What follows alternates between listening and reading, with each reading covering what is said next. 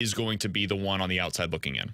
Yeah, I'll fess up to this one because I was wrong, BK. I really thought that they were going to try and play the waiver game in terms of keeping Callie Rosen and try and sneak through Tyler Tucker through waivers, because a seventh-round draft pick, you would assume you could probably sneak him through and get him to Springfield and call him up when injuries happen. But I was looking at it wrong in terms of the roles. And we've talked about this in terms of all three guys play different roles, Bortuzzo being one of those fringe players, and then Tucker and Rosen. And if you look at it, Callie Rosen plays a lot like Krug and Leddy and Perunovic and Falk. He's a offensive-minded defenseman, hence the 8 goals and the plus 19 that he put up last season for the Blues. And Tyler Tucker is more of the stay-at-home defenseman, the physical presence, and a guy who will defend the front of the net. And what does this team need a lot more of? Guys like Tyler Tucker. So when you think of the third pair, if Leddy, Krug, and Perunovic are all in the lineup, well, then what does that do on the right side? Well, that gives you Bortuzzo, Scandella, and Tyler Tucker. And the way that I would imagine the Blues are looking at this is, if we lose one of Krug or Falk on the left side, well, now we've got Perunovic to play that role. Whereas if you lose a Bortuzzo or a Scandella, Callie Rosen can't fill that role in terms of the penalty killer. Now, maybe you could still sneak Callie Rosen through, but this makes a little bit more sense now that I'm kind of seeing the clearer picture of what the Blues are looking for. It comes down to roles, and Tyler Tucker is a lot more of a necessity to the Blues this season than Callie Rosen will be. Yeah, I've always just felt like when you look at the way that the Blues are constructed, they want to find out what they've got in Perunovic. That one, we always agreed on this, Alex. There was no reason to send Perunovic through waivers because you were very likely going to lose him. And then I think they want to find out what Tucker is. I think he has the potential to be a long-term replacement for Robert Bortuzzo in that 6th/7th defenseman role where you're just expecting a lot of physicality and the ability to play on the penalty kill. So really, it came down to a question of Nick Leddy, Scandella, and Callie Rosen. They like Scandella for that role on the PK. Let's be honest, they were never going to send Nick Leddy through waivers. Right or wrong, they were never going to do it with multiple years left on that contract. And so by the process of elimination, it was just like, okay, well, I know we all like Callie Rosen, and I think he can be a really solid defenseman, but he doesn't have a spot here right now in terms of being in the top 6. And I don't think long-term he's going to be a piece of what they're trying to build. So he's the guy that unfortunately has to be on the outside looking in. On the forward side of things, Alex, Lou Korak also tweeted out who was on the ice earlier today. It was basically every single forward that's fighting for that 13th spot. What are you anticipating in terms of the competition for that spot right now? Do you think anybody has like the grasp on that spot on the roster? I mean, I think two guys have upper hands on each other. One is Nikita Alexandrov because he's a natural centerman. He was a second-round draft pick. That's an upper hand over the other players. And Mackenzie McEachran has an upper hand over the other two because he's got a 2-year contract, which is the one-way deal. So you're paying him the same salary, NHL or AHL.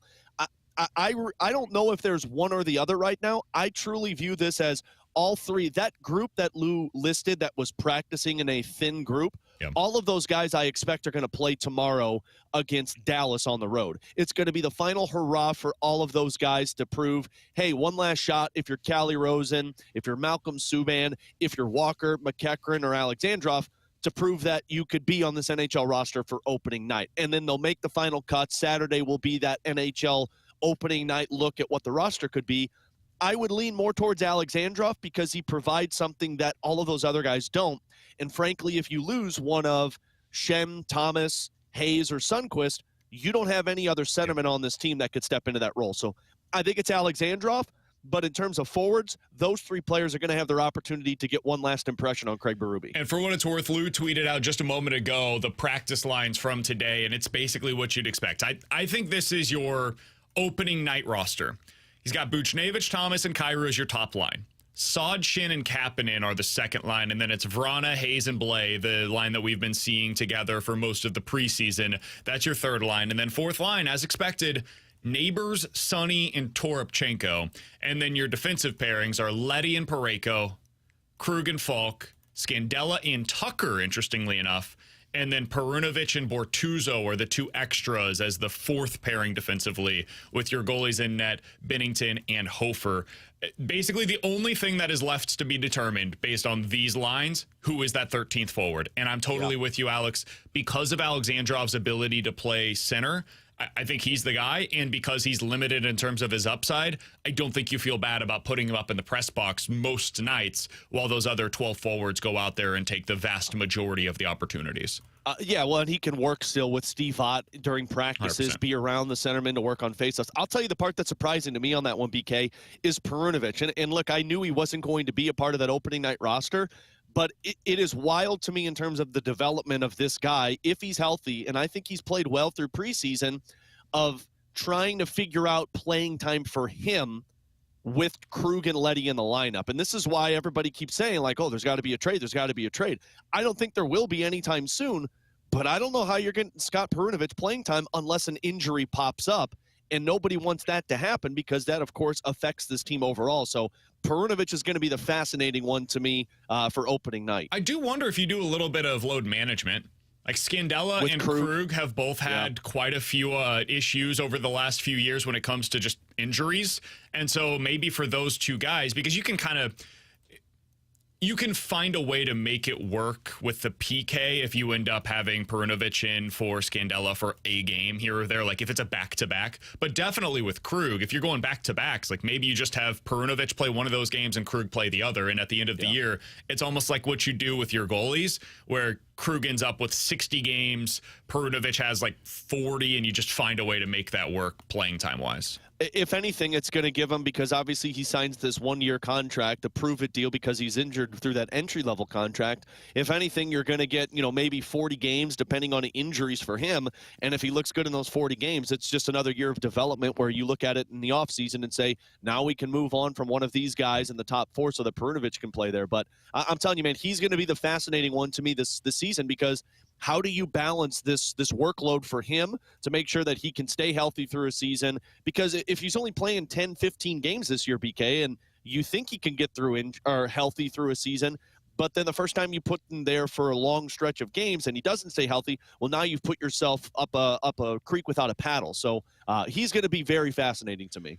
That is where the Blues are at in terms of their decision-making. It sure seems like all of the decisions have been made with one that still remains, and that is the final forward. Blues at the Stars tomorrow night, pregame with Alex Ferrario. Coming your way right here in your home of the Blues, 101 ESPN, tomorrow at 6 o'clock. Coming up next, let's dive into some NFL quick hitters, including a report that came out yesterday about one team that's trying to add a legitimate number one wide receiver. Feels like we are getting to this way too early in the process. We'll talk about it next here on 101 ESPN.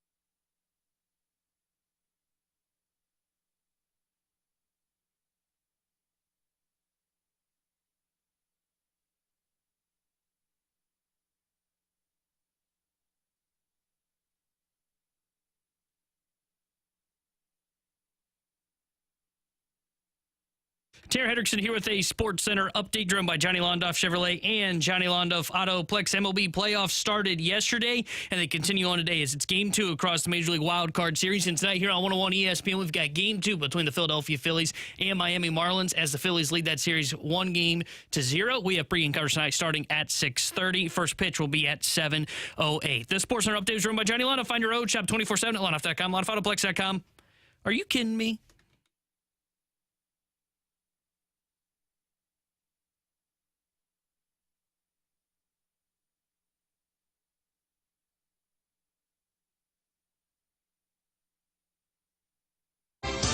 Alongside Alex and T-Bone on BK, you got BK and Ferrario here on 101 ESPN. By the way, if you watch over on YouTube, I apologize. We did have some technical difficulties. It was down. It is back up at 101 ESPN STL. You can see my face. You can see T-Bone's face. You can see Alex's beautiful face live from his home out in, I don't know, South County somewhere.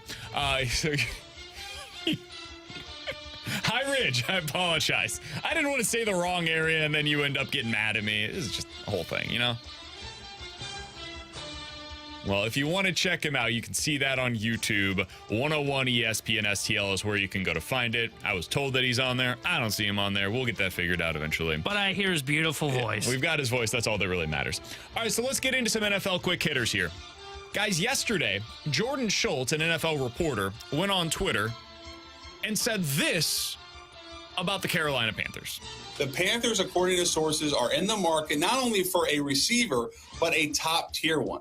What this comes down to is twofold. Number one, they know they don't have enough weapons for Bryce Young. But number two, they believe so much in Bryce Young, the Panthers do, GM Scott Fitter, head coach Frank Reich, that they want to go all in, double down this season. They're doing what? They're going all in and doubling down this season on who? Bryce Young? The guy that we've all been watching, where I watched their offense for the first 3 weeks and was like, uh-oh. Then I watched it again whenever they had Andy Dalton out there, and I was like, oh, this looks like a really solid offense. I'm confused. They're 0-4. They're terrible. This is the worst team in the worst division in the NFL. That's the team that is going all in right now? Dude, when Andy Dalton was in there against the Seattle Seahawks, he threw for 360 yards. Yeah, anybody can do that against Seattle, though. How about against Minnesota? The other worst defense in the NFL. Bryce Young threw for 200, and it was his best game of the year. This is nonsense. Do not do this, Carolina. It is not worth it. It is not smart. If you want to do this in the offseason, by all means, go ahead. But you don't need to be outbidding teams at the deadline this year for like Mike Evans to try to really go for it in the NFC South. That would be very far short-sighted in their decision-making process.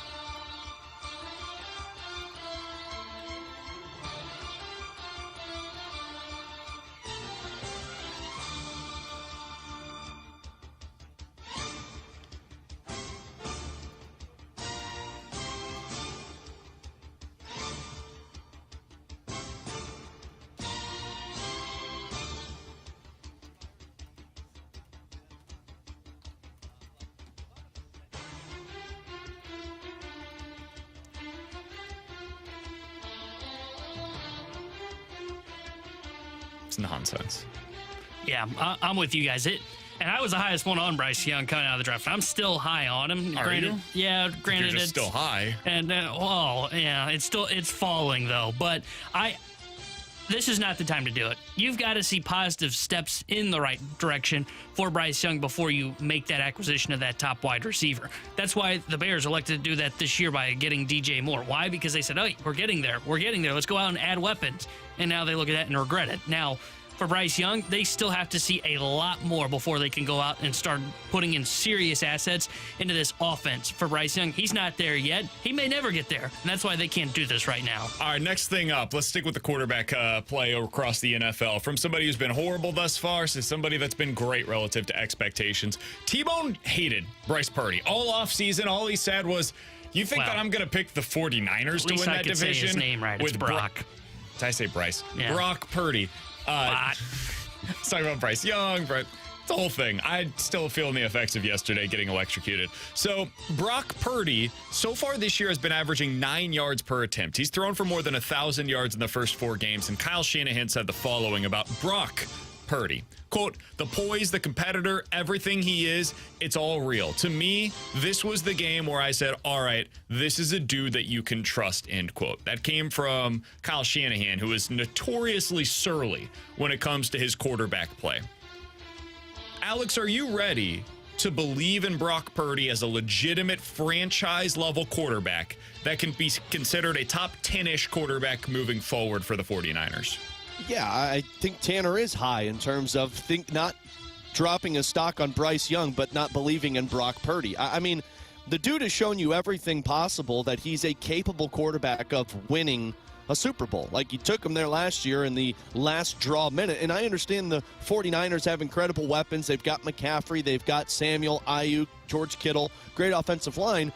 But the decision-making of Brock Purdy when he gets under pressure, the throws that he makes, his ability to run out of the pocket and actually create something from nothing, I've seen that with other quarterbacks that have weapons, and it doesn't look as good. So, yeah, if Brock Purdy was in Carolina, we wouldn't be talking about this. But Brock Purdy has the weapons. He's got Kyle Shanahan, and he's got the smarts for me to look at him and say, yeah, this is a guy that should be considered in the top conversations for the rest of the season. I'm not there yet. I got to see. If he plays really well against Dallas and is throwing the ball deep down the field, then yes, I'm in. But there's been times this year where I've watched him and he has missed shots down the field by just a little bit, and he's just a little bit off. And I don't know if that's him working back on his time. Well, he can't go deep down the field. He can't see over the O-line. That's why he's got to dump it to his running back. With Brock Purdy, maybe it's the getting everything timing back-wise, learning how to operate his new mechanical arm that he's got attached with that new ligament. He plays well against Dallas, and he's taking shots down the field, and it's not just the simple crossing routes to Debo or to Ayuk. Then yes, I'll be all in. I think, though, this weekend is the weekend that we see Brock Purdy struggle, and Dallas will have a game plan for him, and they're going to have to get more creative to beat the Dallas Cowboys than just running crossers. Actually, with T-Bone here. Yeah. Oh, yeah, come on. I think he's a really good quarterback. I think he's like in that mid-tier. Here's the thing. I think all of the following players are definitively better than Brock Purdy. Allen, Rodgers, Lamar, Burrow, Lawrence, Mahomes, Herbert, Hurts, Stafford. I think all of those guys, no doubt about it, like it shouldn't even be arguable, are just flat out better quarterbacks at this point in their respective careers than Brock Purdy is. I think this is the category that I would put Purdy in. Dak, Tua, Goff, Cousins, Carr. He's somewhere in that range of player.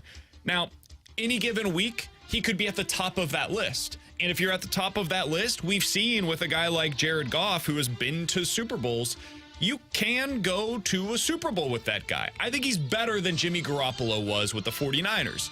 Jimmy G went to a Super Bowl with the 49ers. So you don't have to be a legit top 10 quarterback in the league to get there. It just makes it more difficult whenever Brock Purdy starts making money. So that's when this really becomes a compelling conversation to me, is after he gets paid. But for right now, while he's on a rookie deal, yeah, I think he's absolutely a guy that you're building around. I do think he's a franchise caliber quarterback, but I think it's more in the vein of a Dak Prescott than it is a Trevor Lawrence. I think that's See, I got to be honest. I don't even think he gets paid. I think if you're Kyle Shanahan, you just go through with Brock Purdy for being cost controlled, and then you know that you can win with whoever quarterback you put in your system, so you'll just move on from that and bring in the next guy. Maybe. Maybe that's the lesson to be learned from what they decided to do with Trey Lance is, hey, we can install any like really solid quarterback here, and we're going to find a way to win. That sounds like a disaster waiting to happen. Nobody's really tried it yet. It's working. If anybody can, it would be Kyle Shanahan. I tend to agree with you, T-Bone, because if you miss, you set yourself back 5 years and everybody's getting fired. But the problem is if you keep Brock Purdy at $40 million a year, you also can't have this current supporting cast around him where you have Christian McCaffrey and you have Debo Samuel, Brandon Ayuk, George Kittle. Like, he has the best supporting cast in the NFL. That helps him. He has the best play caller in the NFL, not named Mike McDaniel. That helps him. So there's a lot of infrastructure around him that makes him who he is today, and that will be eliminated the moment that he gets paid big money. But I will say this, if there's one position that will age well across football, it is the quarterback position. And that's why instead of playing the merry-go-round at QB because, oh, look at the supporting cast, we can keep the supporting cast. One, that is just a dangerous game. That's a merry-go-round going 100 miles an hour, and you just pray you hold on and stay on that thing. I think when you're looking at that wide receiver group and, hey, let's keep this core together, those guys are aging, and those guys, you never know when they hit that wall at wide receiver. I mean, look at all the great receivers we've seen recently that just suddenly I'm not boom, saying you hit the keep wall. them. I'm saying you just have the flexibility to add the next guy. Oh, man. I'm not That's necessarily fair. saying you have to keep George Kittle for the next 10 years, but find yourself the next number 2 wide receiver that you can pay $18 million a year to because you're not paying your quarterback $40 million, right? That's the kind of thing you can do if you don't have your quarterback making Dak Prescott type of money. Yeah, you spend the assets and the money on the talented players, and then you put a capable quarterback in the system with Kyle Shanahan, and I think you find success. That voice you just heard is Alex Ferrario. He's live at home today watching the kiddos. He's Tanner Hendrickson. I'm Brandon Kiley. You've got BK and Ferrario here on 101 ESPN. Coming up in about 15 minutes or so, we'll get into a game of coming up in 15 minutes, we'll talk to John Denton. How about that? Cardinals insider for MLB.com. But coming up next, we're getting into questions and answers. 314-399-9646 here on 101 ESPN.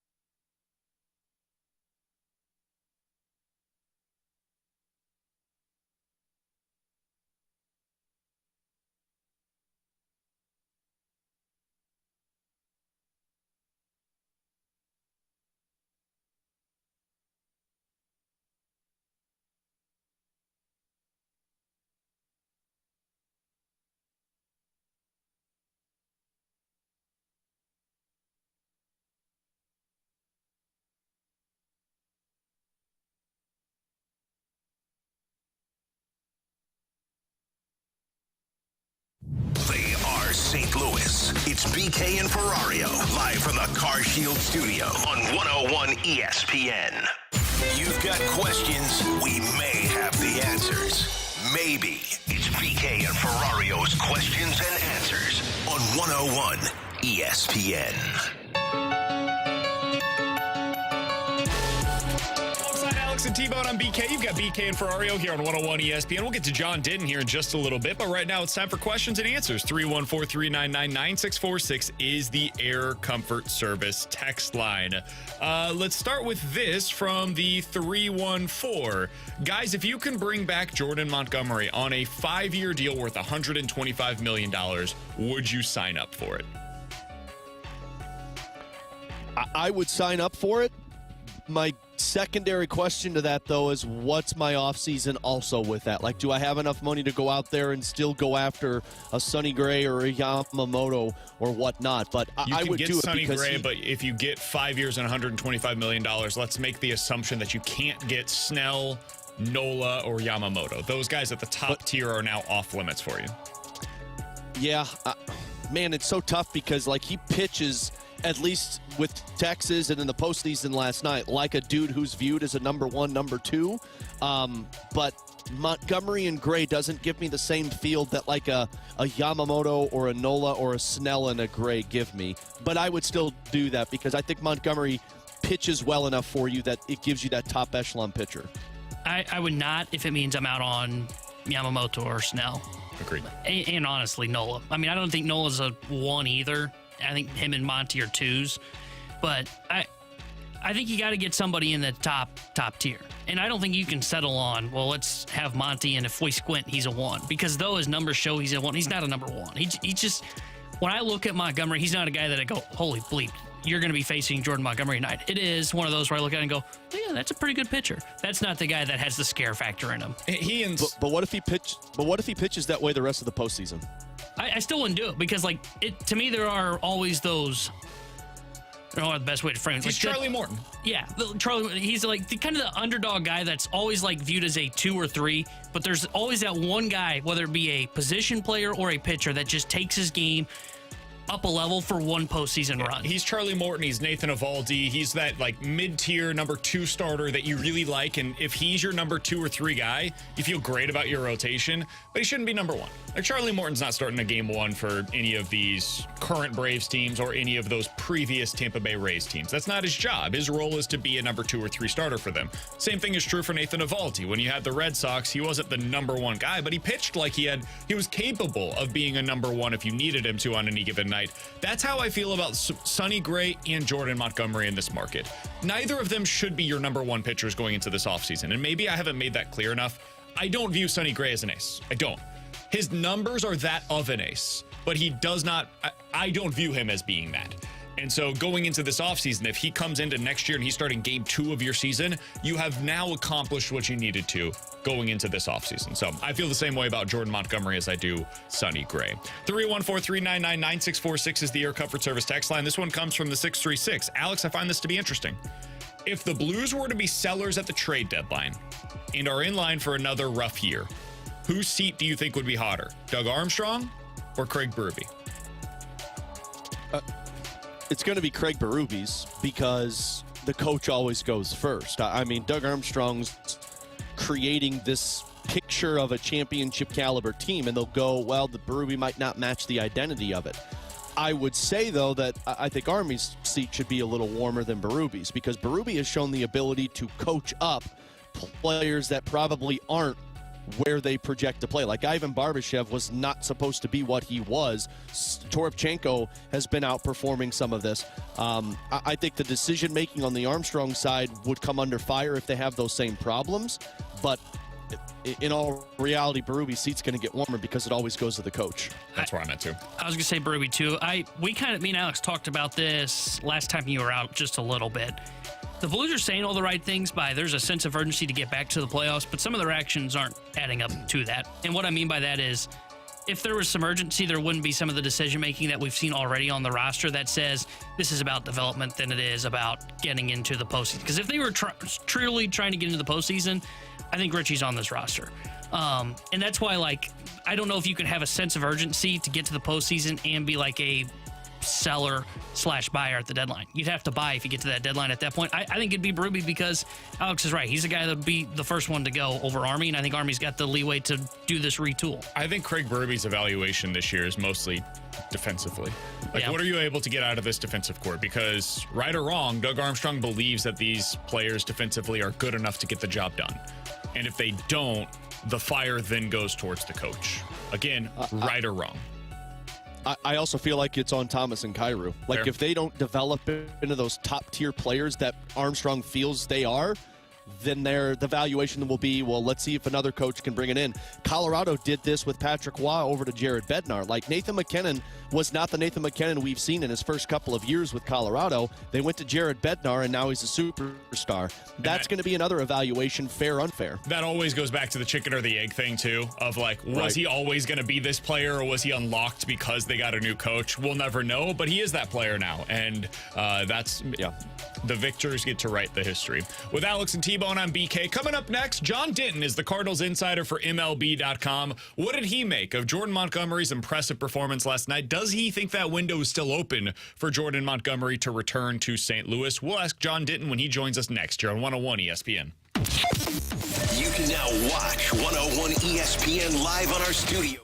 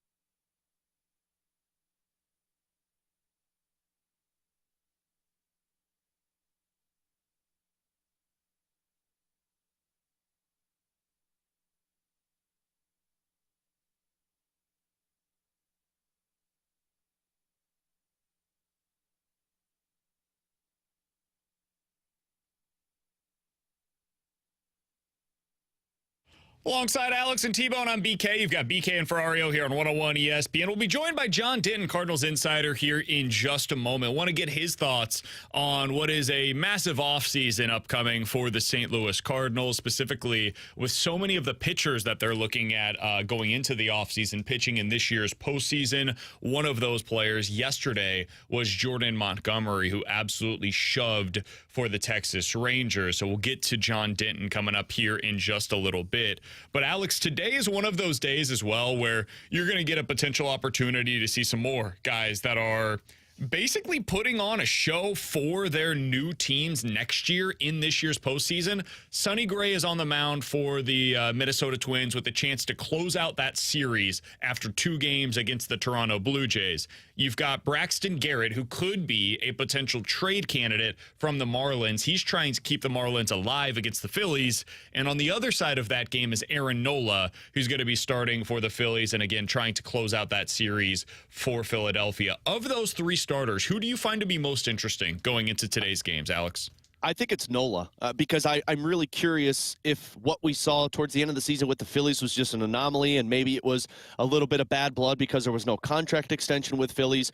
Whatever it might be, I want to see if he is still the top-tier pitcher that's available. I think Sonny Gray's exactly who we expect him to be. Braxton Garrett's the same way. But Aaron Nola's performance in the postseason can either go from, yeah, he's a legit number 1 to maybe we don't want to spend this money because he's only a number 2. I would say Nola, too, because of what he said. Because of the struggles that he had in the second half this year, and I think he pitched well in his final 2 games, if I remember correctly. What's more of Aaron Nola? Was that just a really rough stretch, and then he's figured it out here in the final 2 starts before getting into the postseason? Or was it those 2 starts were the anomaly, and he's actually been going through some serious struggles? Because I think we played the cut last week or 2 weeks ago. Ken Rosenthal said it. His payday depends on this postseason because of those second half struggles. And I want to see what he looks like against the Miami Marlins. He should be able to shove against that offense. That offense stinks. It's not very good. And if he struggles today and the Phillies end up getting, let's say they lose in 3 games in this wild card series, there's going to be a lot of question marks surrounding Aaron Nola and his free agency. So I'd say he's the guy I'm keeping an eye on. I totally agree with you guys that there's going to be a lot of eyes on Nola. He's probably the correct answer here. But let me give the case for the other 2 guys. So Sonny Gray, I think the biggest knock on him right now is, and I heard Randy talking about this earlier today. I know we mentioned it yesterday on the show. The biggest knock on him is how he performs in September and October. Now, I can have my qualms with how we look at his Septembers, but let's set that aside for a second. If we just concede the argument, right? If we just said, you know what, there have been some questions there. This is an opportunity for him to put those to rest. He's going on the mound today with the chance to shut down the Toronto Blue Jays, who have a good lineup. And if he does so, the Twins are moving on, advancing in the postseason for the first time in 18 years. They're doing this at home. You think there's going to be a lot of anticipation for this start today? He's not had this kind of pressure in a long time in a start. Now, I would also add, he performed really well in September as the Twins were battling every single night to try to get to October. So he's already proven a little bit to me that he can handle that pressure, but this is a different level. Going into the postseason, man, there are certain guys that just can't deal with it. I think we should have known earlier than we did that Tyler O'Neill was not a guy that was going to live up to those kinds of expectations. You guys remember what he looked like in the postseason? And I think it was 2020. He got pinch hit for. Completely overmatched, overwhelmed. And that was before he got to the place where it was like any kind of real environment in the crowd, because that was the COVID year where you were out like in San Diego or something playing these games. Texas, I can't remember where it was exactly. Those cardboard cutouts, they provide a lot of energy to that game. 50% capacity, and he wilted on the vine. So I think you can learn a lot about guys based on how they perform in the postseason. Sonny Gray is one of those players. The other one that I really want to point to, though, because we talked earlier today about what it would be like if you were able to get somebody that is this year's version of Pablo Lopez. I don't know if Braxton Garrett is up to that level. I think he's like a tier below that. He's like a legit number 3 starter. I think Braxton Garrett could be a future version of Jordan Montgomery. He's never going to be overwhelming. He's not a guy that has a crazy high strikeout rate, but he has 5 years of club control remaining. He's a left-handed pitcher that strikes out like basically a batter per inning. He doesn't have great velocity, but it's fine. Everything's just kind of like, okay, he's a really solid pitcher. He's honestly a classic Cardinals starter. And if he goes out there today and keeps the Marlins alive against a really good Phillies lineup, I think that will show me a little something about what Braxton Garrett is now and what he can be in the future. And I do find him to be a really interesting potential trade candidate for the Cardinals as well. So I think there's a case to be made for him too. Is it better? I hate to say this. Is it better if he struggles today? Because if he pitches really well, the Marlins might look at him and go, "Can we get rid of that guy?" No, I don't think so. Okay, because like I could see. I think the reason why they would trade him is not because they don't view the future for him. It's because they are so deep in their rotation. It's almost the same conversation we've had about the Mariners is also true about the Marlins, where it's like they need hitting in such a bad way, and they can deal from their position of strength, which is in their rotation. I tend to agree with that, but because of what we just said about, of Sonny Gray, of having a guy live up to expectations and pitch in a high-profile game, in a win-or-go-home in the playoffs where there is more pressure, I wonder if an organization would look at that and go, okay, he was able to do that. Who did we either, A, not see in the postseason pitch well, or B, not see in the postseason at all? I'm just throwing Perez's name out here because he's the first name that pops in mind because he's dealing with an injury. What do we do? Do we keep the guy that we really they're like? not trading Because Perez. I know, but I'm just using him as a placeholder here because you're not going to see him in the postseason. Are we going to keep the guy that we saw perform in the postseason because he can pitch at the biggest stage? Or is that just that doesn't matter, that's not going to play into our equation at all? Because I would view that as meaningful if I'm the Miami Marlins. I think the Marlins and Twins are in a different position, though. And correct me if you think I'm wrong, BK, but like if you're the Marlins, yeah, you're supposed to be here right now, but like in a couple of years, you expect to be a dominant force. Whereas the Twins are trying to go at it now. And the Sonny Gray stands out if he performs in the postseason compared to like if Braxton Garrett struggles, you're going to be still going off of upside. But if he performs, you're still going to be looking at upside. You'll take into consideration, but it's upside with the Marlins in terms of who their best projected pitchers are. Yeah, I just like if you're looking long term at it, it's Sandy Alcantara. I think they still view Max Meyer as somebody that's going to be a part of their future. Yuri Perez is certainly part of their future. They've got Jesus Luzardo. They've also got Edward Cabrera. There's your five. And they've still got a few big-time prospects coming through the minors as well. Now, there's a lot of injuries that are going to play into this conversation there. Like Trevor Rogers is a guy that's hurt right now. So is Perez. So is Meyer. So is Sandy Alcantara. And you're probably not trading from that depth if you don't have the belief that they're going to be able to be ready to go by opening day of next year. But if you do have that feeling and you do want to upgrade from some of these guys that are currently in the middle of your lineup, like a Jake Berger and a Brian De La Cruz, like this lineup needs serious upgrades. And the best way to be able to do that is by trading from your position of strength, which is your rotation. So for all of those reasons, if you end up seeing Braxton Garrett go out there and shove, I would almost take the opposite route of you, T-Bone, of saying, hey, let's sell high here. I don't think that long-term he's going to be anything more than a 3. And if you're the Marlins, you look at it and you say, hey, we've got a bunch of dudes that project to be 1s and 2s. Let's trade the guy that's probably going to be capped out at being like Jordan Montgomery light, and let's try to get something of substance for him. Like if you're the Marlins and you can get, trying to think of what the best package would be from the Cardinals, but maybe it's something like a catching prospects, Donovan, Thomas Sajaci, and Burleson. Yeah, Alec Burleson. That's a decent package for you to get back for Braxton Garrett with a ton of controllable years remaining with those guys. That's the kind of thing that maybe they would look at going into this offseason. And if I'm the Cardinals, I'm not trading Donovan. I'm not trading Gorman. I'm not trading my top-level players. So I'm not really taking away a ton from my major league roster while also improving the mid-rotation starter. And now I have more money to spend on that number 1 guy. And also selling high on some of the prospects that you got in return in this trade deadline. Like, as much as we look at those prospects that they got at this year's trade deadline, and I think you said Sajaci's name in there, Yep.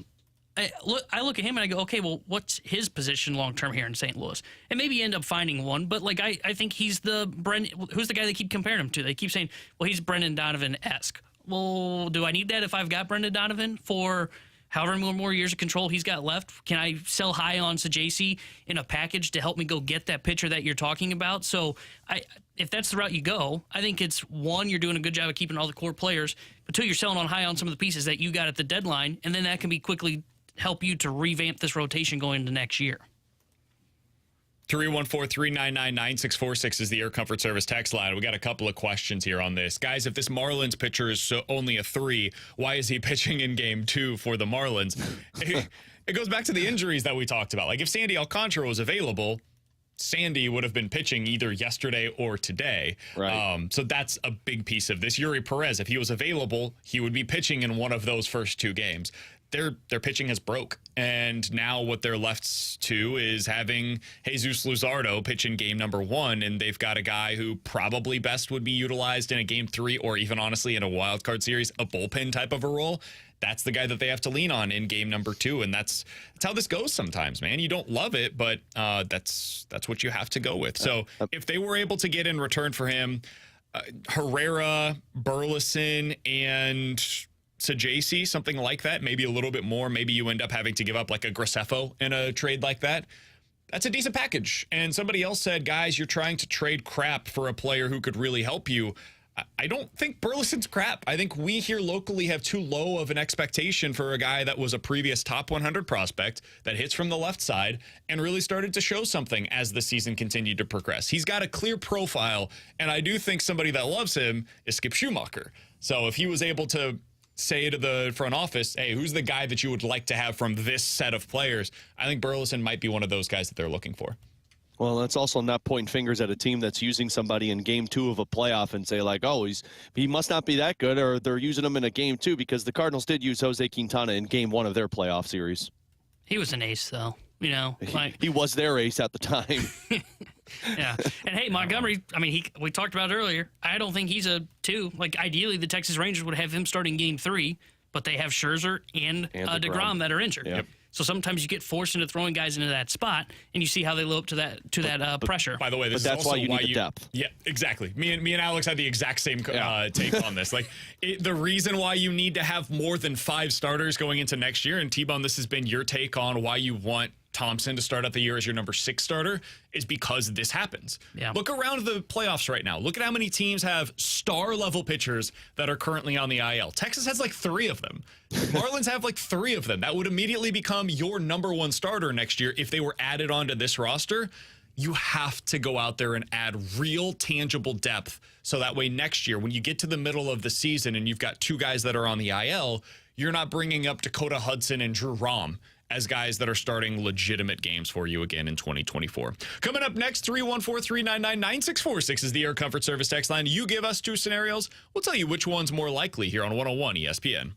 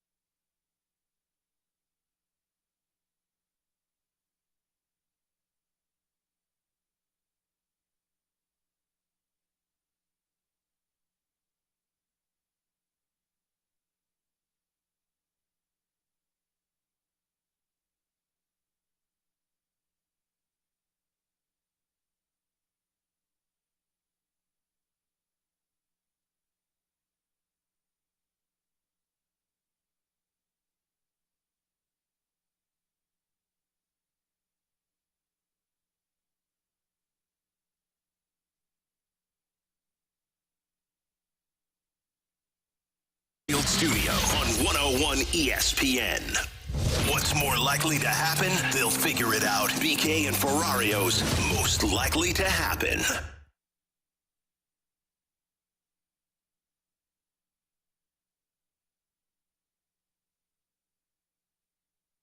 314-399-9646 is the Air Comfort Service text line for more likely to happen. You give us two scenarios, we'll tell you which one's more likely. Alongside Alex Ferrario and Tanner Hendrickson, I'm Brandon Kiley. You've got BK and Ferrario on the show. Did I just do that twice?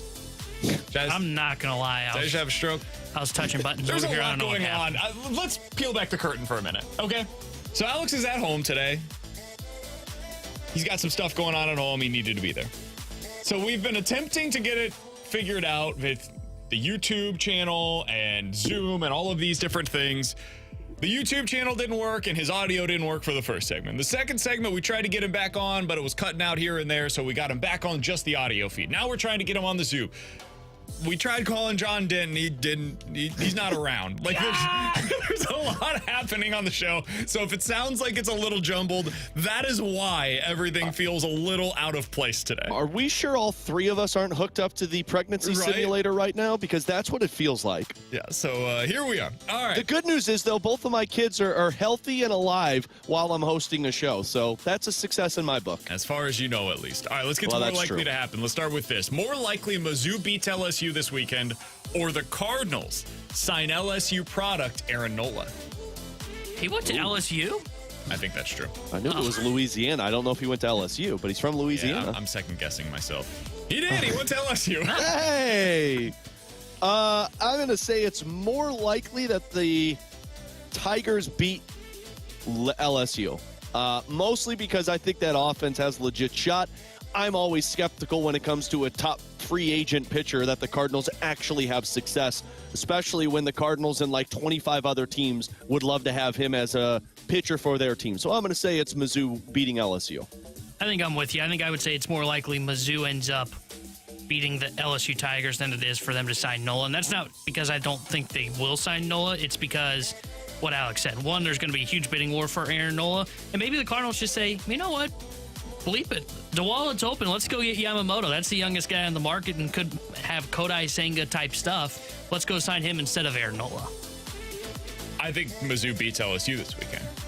And so for that reason alone, I'm going to take the Missouri Tigers in this scenario. I think it's just flat out more likely that Missouri finds a way to take down the Tigers going into the weekend. Alex, what do you got for us, buddy? Fellas, more likely to happen, Scott Perunovich or Torrey Kruger on the Blues after this season? Say that again. I'm sorry. More likely to happen, Scott Perunovich or Torrey Krug, I'll frame it another way, are on a different team after this season. I think it is more likely they decide to move on from Scott Perunovich. And the reason why I'm going to say that is because it's easier to move on from Scott Perunovich. I find the Torrey Krug comments to be meaningful. And the fact that he said, I want to be here, I want to be a part of this community, I want to live in St. Louis, I signed here for a reason.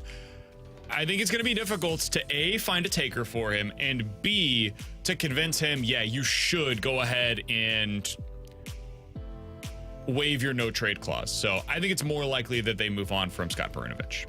I would agree with that because I think you're right. I think it is going to be really tough for them to move Torrey Krug and for him to waive the no trade clause. I could see somewhat where maybe you move on from Scott Perunovich. You could put him in a package for something.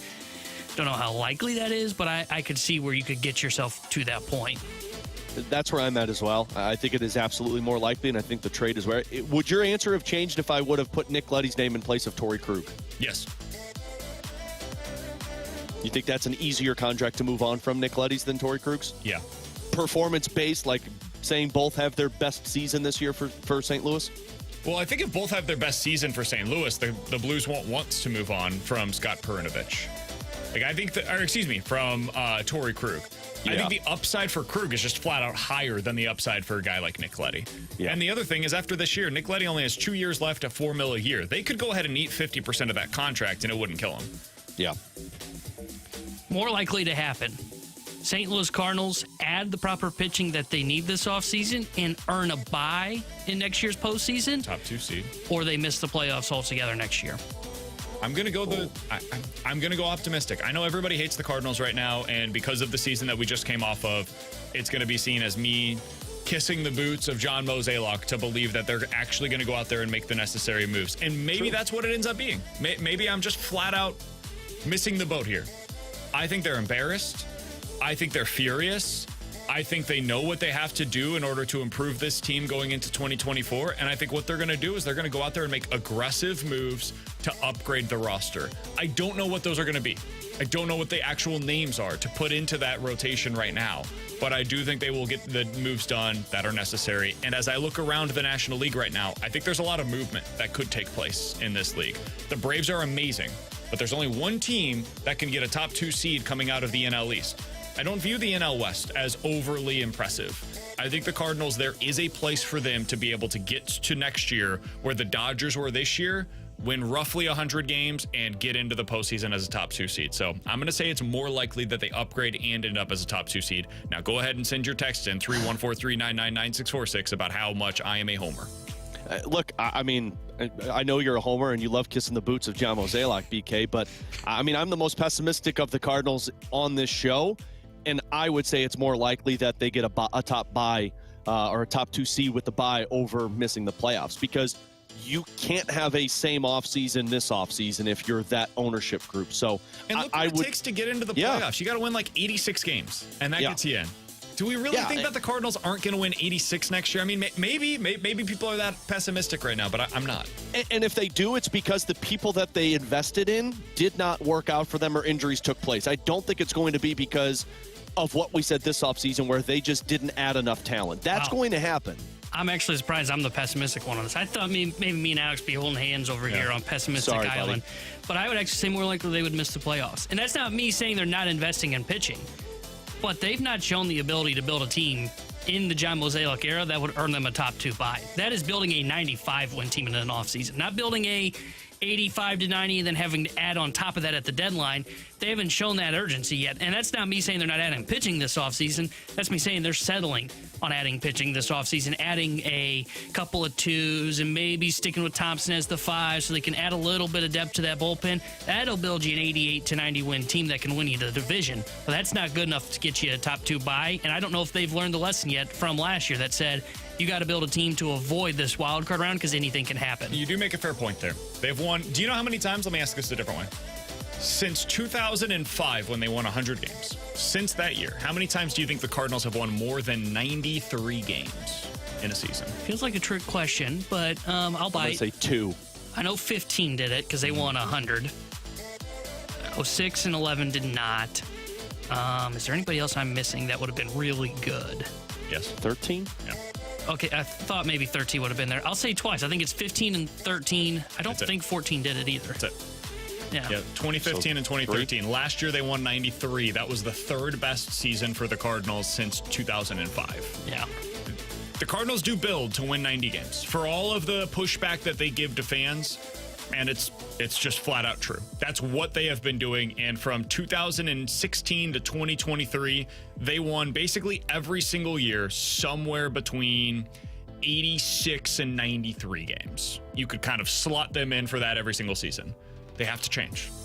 And that is what my hope, my belief is for the Cardinals, is that they know going into this offseason, that's just not good enough. When you build yourself to win 86 to 90 games, the downside of that is if a couple of things go wrong, as we saw this year, you suddenly have a roster that's capable of winning 80. And when you have a roster that's capable of winning 80 games going into the trade deadline, you sell off pieces and then you win 71. And that's where they're at right now. And I agree with everything that both of you said. That I agree that ownership is embarrassed, and I think they are going to be willing to spend money on pitching this offseason. But is it going to be, one, willing to spend enough to add 3 starting pitchers, whether that be in just money and in capital? And 2, is it going to be in terms of, will you be willing to give out a big deal to a top-end free agent? Because I think the thing that they're going to do is they're going to settle on, okay, we're willing to give out the 5-year deal to Jordan Montgomery, who's a number 2, but we're not willing to give out the 7-year deal to a number 1 in a Yamamoto or a Blake Snell. It's That's what lies ahead for them. And No pressure. I'm so excited. Not just What a can't great hide offseason. it, I'm about to lose control.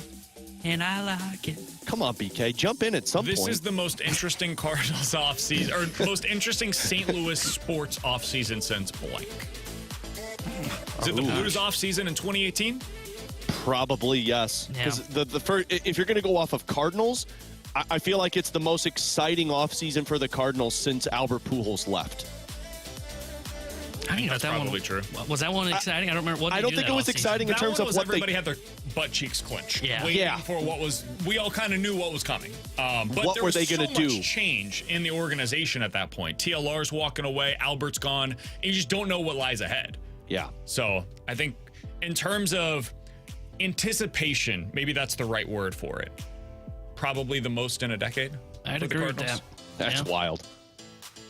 All right, no pressure, Mo. It's sad that Gotta we get got it right. so excited and thought that this past offseason was going to be that way because Mo said that they were going to spend more money, and then, of The course, difference, though, is that was we want them to go out there and sign somebody. Yeah. This is they need to go out there and sign somebody. and then they'll get Sonny Gray and say, "We are ready, boys." Yes, Sonny Gray, James Trevor Paxton, Richards, done. James Paxton. Trevor Richards. He still pitch?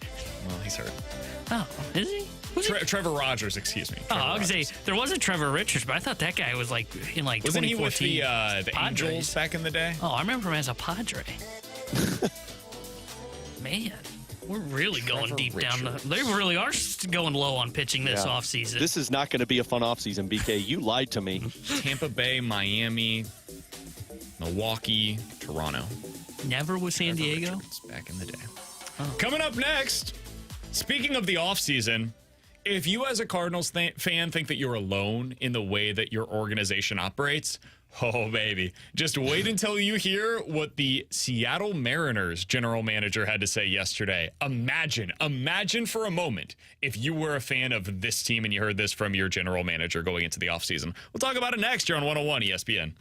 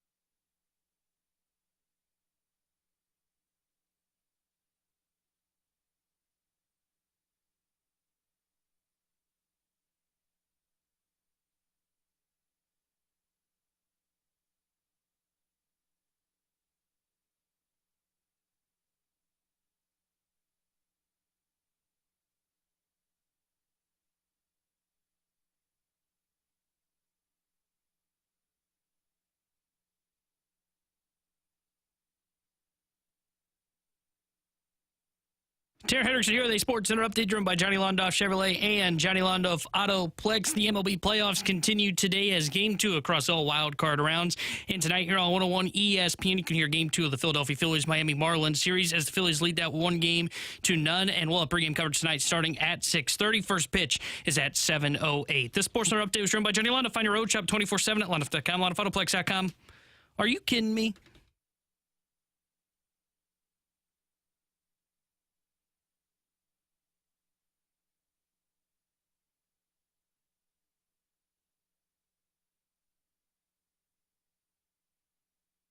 Over in the other locker room right there, they've had more than anybody else, and you saw where it got them this year. So there's more than one way to skin a cat, that's for sure. But going out and getting those big names, people who have done it, people who have been there, people who are leaders, people who have shown time and time again that they can be successful in this league is definitely gonna, would help this clubhouse, would help this team, maybe help those little things, that we need.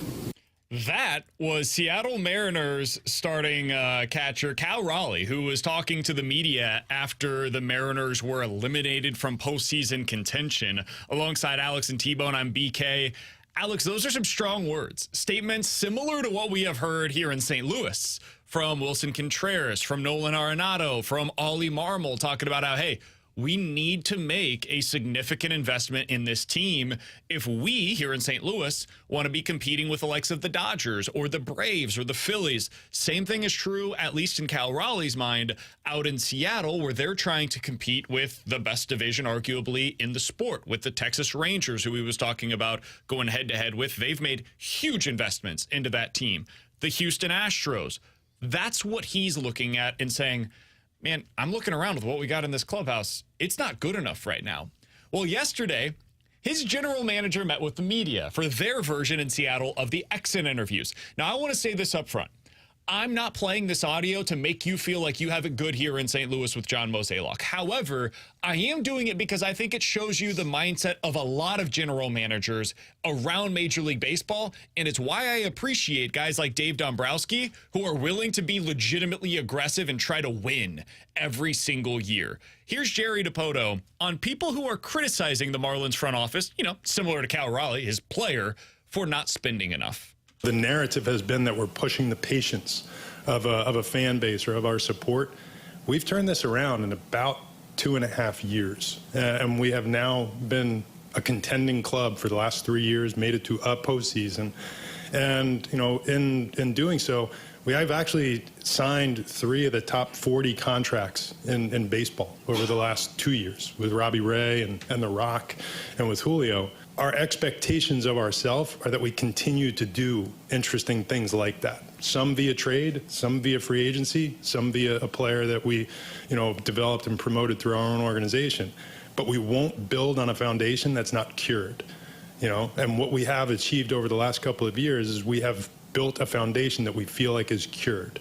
I feel like that could have been John Mozeliak. I was going to say, I feel like I have PTSD right now. Here in St. Louis, and he would have been talking about, hey, look at what we've done. We brought in Nolan Arenado. We brought in Paul Goldschmidt. We signed Wilson Contreras. I understand you guys want us to do all of these things, but we also really value the legacy players. So we brought back Yadier Molina for the end of his career. We kept Adam Wainwright to finish out his career here in St. Louis.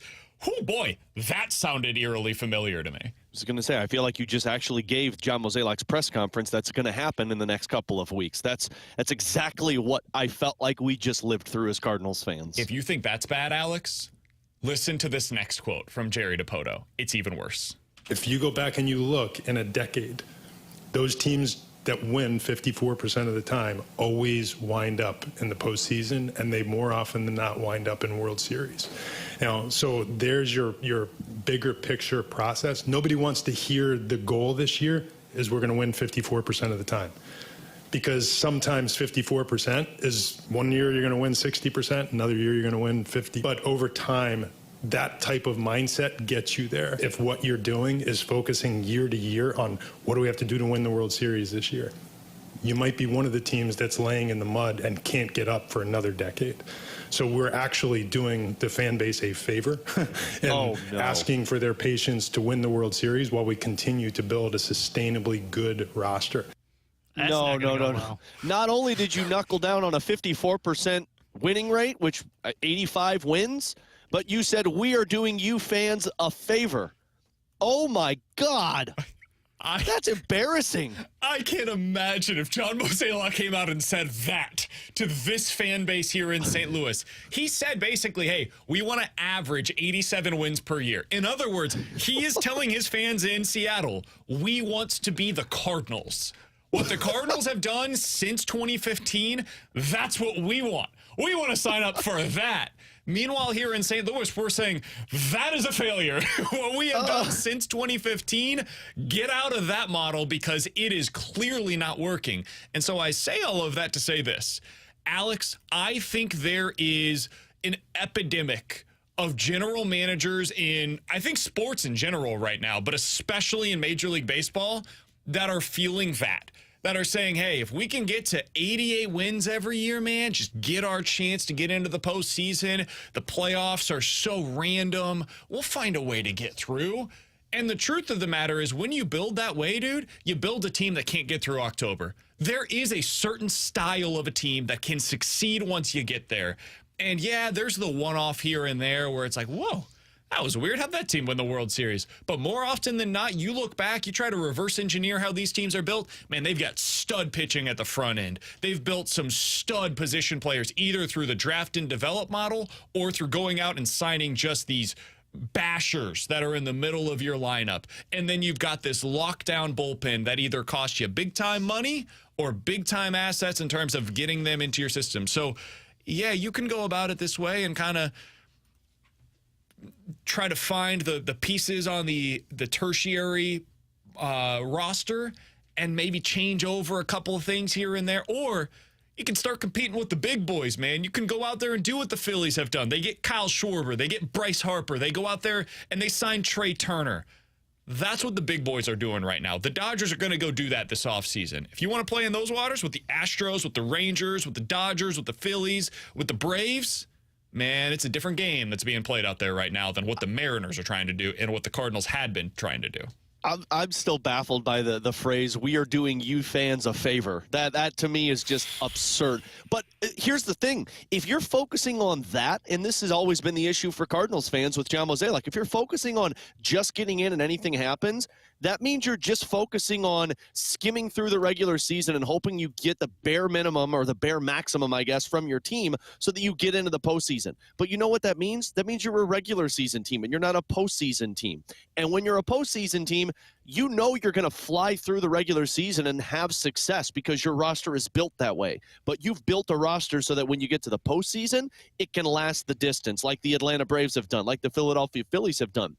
And I do believe, at least in St. Louis, and it would only be off of truth serum if we were able to like ask John Mozeliak. But I wonder if the ownership group feels like, well, we did it in 2011, so we can do it again. We just got in, and then we went on a run, and magic happened. I think that's if you got every general manager around the league to answer that question, what do you need to do in order to win the World Series? I think most of them would give you something along those lines of just get in. Yeah. I don't care I don't care what you are. If you're a wild card team, if you're the number one seed, I don't care about the regular season record. Find a way to get in, and I think most general managers across Major League Baseball would tell you every team once you get in have roughly the same type of chance to be able to win the tournament. And that's BS. I mean, that was 12 years ago in St. Louis, where teams now have been the dominant force are the ones that seems to make their stride through. But the other factor in all of this, BK, and why Dipoto is saying this, is I do think a lot of general managers fall victim to looking at their division and saying, well, we only need 85 wins to get in. Look at the people that we're competing with in our division. The Cardinals did that for so long where, well, Milwaukee's not that big of a juggernaut. Cincinnati and Pittsburgh are rebuilding. So really it's just us and Milwaukee. And now I think Jerry Dipoto's feeling that way where it's like, hey, we're doing you a favor. For the next 10 years, we're going to reign supreme in our division because we built it this way where other teams are spending money. So you could thank me in 10 years when we just get into the playoffs every year and get bounced in the wild card. Two things for me. One, that third wild card is allowing this kind of behavior to happen in Major League Baseball because building an 88, 87 win team, when there was only one wild card, you're out. You're not going to make it.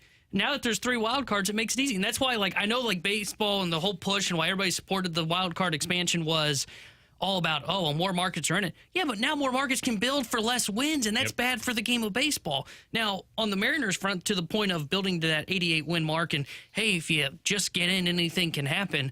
Well, one, typically those teams that do win, like those 87, 88 wins, like the 06 Cardinals, the 11 Cardinals, for whatever reason, something went awry in the regular season. Maybe it's injuries that really set that team back, or one guy just happens to get hot. That happens like once every 10 years. Phillies, who when you look back, you're like, they were top 5 in payroll, and had a super weird start to the season and some big time injuries. Like, I think the Phillies or Washington in 2019. Yeah, and the Phillies, to the point of them, the only reason I think they get to the point they were last year to the World Series is, one, I do think they were a better team than the Padres, but they were not a better team than the Braves. The Braves were dealing with injuries at that point. Well, that's the randomness that general managers would tell you about. But the other thing, I don't think it was random that the Phillies were the one that took advantage of it. I think the Phillies put themselves in position to be able to be that team. If they didn't have Bryce Harper, if they didn't have Aaron Nola and another number 1 level starter in Zach Wheeler, who they went out and gave $100 million to, then they wouldn't have been able to take advantage of what was a downtrodden Atlanta Braves team compared to what we were expecting going into the playoffs. If, I don't know, this year's version of the Brewers were to run into that Atlanta Braves team, I don't think they have what it takes to be able to beat them head to head. If this year's versions of the Marlins went up against that year's Atlanta Braves team, again, I don't think they would have what it takes to beat them. And the reason why is because they're not constructed well enough. They were not aggressive enough to go out there and win that kind of a series. I do think there is a requisite level of talent, a requisite level of investment that is necessary to win once you get into the postseason. And I don't think that the Mariners had it yet. I don't think that the Cardinals have had that in recent years. And I think that is what's led to both of those teams not having the postseason success that the Dodgers, that the Braves, that the Phillies have had. It requires a lot of investment. And I think the thing that changed on the Cardinals is what it takes to win in October, too. I think the model changed to win in October. Since 2015 maybe would be the year that I would probably circle, 15, 14, somewhere in that range. What became the model to win in the postseason? You've got to slug, baby, slug, and you've got to just miss bats. I think we're in the era of the super team. I think the Cubs in 2016 were the beginning of that. The Royals in 2015 were the last of a certain style of team that won the World Series. The Royals were in that vein. I think the Cardinals, honestly, were in that vein where they were really good teams, don't get me wrong, but they were flawed, and they found a way to get to and win the World Series. I don't know that you've seen something like that since. I think maybe the one-off would have been the Braves team that ended up doing it, but other than that, man, look at the teams that have won the World Series in recent years and do an honest assessment of them versus the Cardinals, the Mariners, whoever, that ended up falling short. You'll probably find that team was just flat out better from top to bottom. And I also, first of all, I think Tebow nailed it with the wild card, that being bad. But I also think Tampa Bay, now Tampa Bay's never won it, but Tampa Bay hasn't been great for baseball either in terms of other teams look at it and say, well, we don't need to be spending to the top echelon of dollars and bringing all this talent because we just need to develop properly and spend less on the talent. And if we get in, we could go on a run. We just got to be dominant. I think that's been bad for baseball too. I think the thing that people fall short with the Rays is that you have to go all in on that model. If you're going to try to be the Rays, you have to trade talent every single year, man. Think about all the pitchers that they have sent out of there because they were like, we got 2 years left to club control. Time to start this bad boy over. That's what they do with everybody. Yeah. And so they keep cycling through these guys to keep the constant churn of talent inside of their organization. They almost never pay guys. There's like 1 or 2 guys that they'll identify from their core and say, we're keeping you long term. Everybody else is replaceable in the Tampa Bay Rays system. And then they go out to the free agent market and they, every year, it's like clockwork, find one guy that they're like, we're betting on that. We're betting on Zach Eflin. We're betting on Michael Wacha. We're betting on this year's version of a number 4 or 5 starter that maybe has some flexibility in the bullpen that can give us 100 innings, and he's going to give us a sub-3.5 ERA. And they get it right every single time. If you're willing to do all of the things that I just mentioned, yeah, you can take the Tampa Bay Rays model. The problem is nobody's actually willing to go that far. Yeah. People are like, we'll take pieces of the Rays model. We'll trade away a couple of our guys. We'll keep most of them internally. We'll spend some money, but not a ton of money. And now you're just half-assing both models. You're halfway into where the Phillies are at, halfway into where the Rays are at, trying to come out somewhere in between. That's and what you Boston get is an 88-win team. Yeah, exactly. So it's cool. You're trading Mookie Betts, but you're keeping around Trevor Story. Like, that doesn't make any sense. That's not a move that the Rays would ever make. So you end up just falling short of both models, and now you fall into that category of being a team that nobody cares about. You're an 85 to 88 win team that falls just short of the playoffs every single year, and now you're sitting at home in October waiting and wondering, why doesn't what we do work? Why can't we be what the Rays are? And you continue to live in denial thinking like, well, this is a model that works, and if we get in, we'll be successful with it, where you need to start changing your frame of thinking. All right, coming up next, let's dive into the jump tour. Having a little more positivity here on 101 ESPN.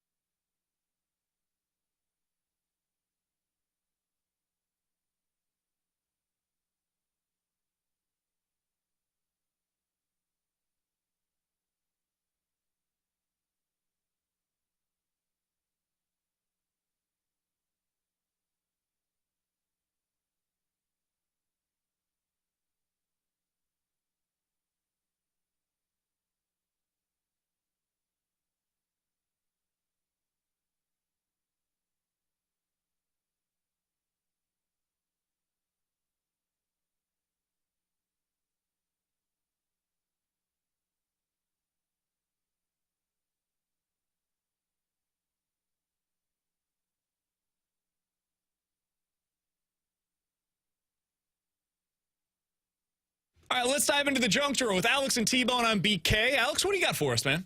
All right, fellas, I had a moment yesterday at the grocery store, and I need a ruling. I need a ruling. Am I a jerk? You're in the wrong. No. Hold on, okay? Am I a jerk or am I not a jerk? So we've all shopped at Aldi's before, right? Yes. Yep. We know the Aldi's model of you don't leave the carts in the parking lot, so you got to put a quarter in to get the cart, and when you put the cart back, you get a quarter. Sure. So I'm grocery shopping yesterday with my two girls. I get them loaded into the car. I put my groceries away. I walk back to the shopping cart area to put it back to get my quarter. And I look, and there's two other carts that are sitting there not connected to the rest. So I connect my cart to get my quarter, and then I just push the other two carts in with the group so that I take that quarter. And then a person walks up behind me and goes, well, that cart was left out so that we could take it if we don't have quarters. And I looked at her and I said, oh, my apologies. I just assumed somebody was in a rush, forgot to put it back. I was just putting it back to get the quarter. Sure. And this lady looked at me like I just robbed a bank. Like, no joke, over a quarter. I even told her, I said, well, here you go. Here's my quarter. Go for it. Let me stop you there. I thought that you were just going to continue along and say, like, yeah, so I left, and that was the end of the story. And they're going to be like, sucks to suck. Just give her the quarter, man. Like, we can fix this very easily by you giving her the quarter that you just pulled out of the cart that she was looking for because she didn't have a quarter. Well, I did. Like a super simple fix. It is. But my issue with all of this is, what if I wasn't that person that didn't give her the quarter? If I was the person that just walked away, I'm not in the wrong. You went to Aldi's. You knew what the rule was. Have a quarter with you if you want a grocery cart. You don't just walk up to somebody, well, the free cart was there, so I get to use it. Is that even a rule to follow? What? Leave a cart out in case someone doesn't have a quarter? Is that a thing? I think some people do that. It is certainly not something that is necessary. I think people are just lazy most of the time and don't put it back all the way. I think that's what really happened here. I think Alex is correct. We've got a few people on the text line that are saying something about you are the jerk, Alex. What? I totally disagree. If Alex offered the quarter, now if Alex did not offer the quarter, I would be crushing him right now because that's ridiculous. Like that's the way that you make this work. It doesn't have anything to do with the quarter. It's about this person who got so offended that I pushed the carts back where they were supposed to go that I was the jerk. Where it's like, you showed up with no quarter expecting carts to be here. I will say, you seem to have more issues at a grocery store than anybody I've ever met. That is true. It feels like every time you go, and it's not your kids. Your kids seem to be great every time you go. They're great. Yeah. It's you that seems to be the problem. I bleeping hate grocery shopping, and I just don't understand why people make bigger issues out of grocery shopping than what it needs to be. This individual looked at me like I seriously punched her in the face because she didn't get a cart for free. And I'm like, I don't understand what the problem is. The cart wasn't supposed to be sitting here. Did you expect free carts to just be floating around at Aldi's? Because if that's the case, go to Schnucks. They've got free carts. Aldi's, you have to pay for the cart. I was like, what just happened? So I have gone to Aldi before where I do not have a quarter with me, and I'm like, same. Damn it. Yep. And I just go down to the next grocery store, and I'm like, it's fine.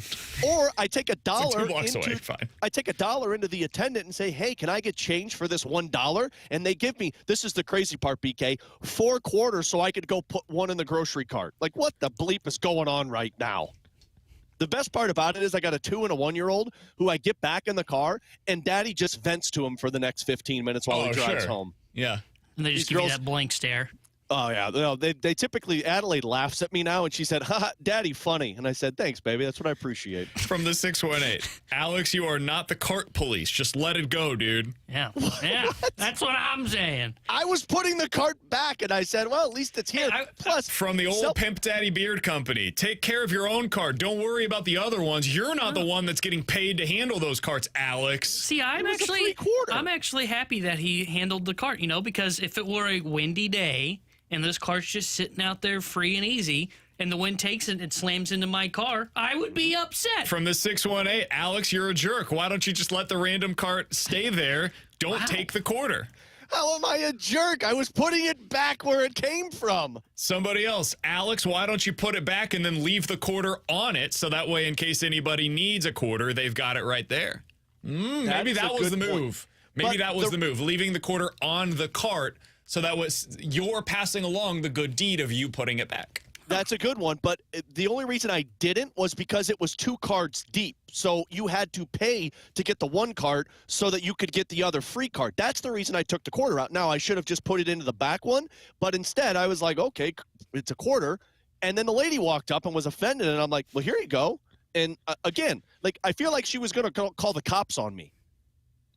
I don't get how I'm the jerk. I was being kind. This is why I hate grocery shopping. From the 636, and we'll end it on this. Alex, you're my dude, man. Bleep them lazy and cheap people. Yeah! Thanks, Mom. Coming up next, today's basically like speed dating for the Cardinals. It's going to be a hell of a lot of fun to watch, too. We'll talk about it next year on 101 ESPN.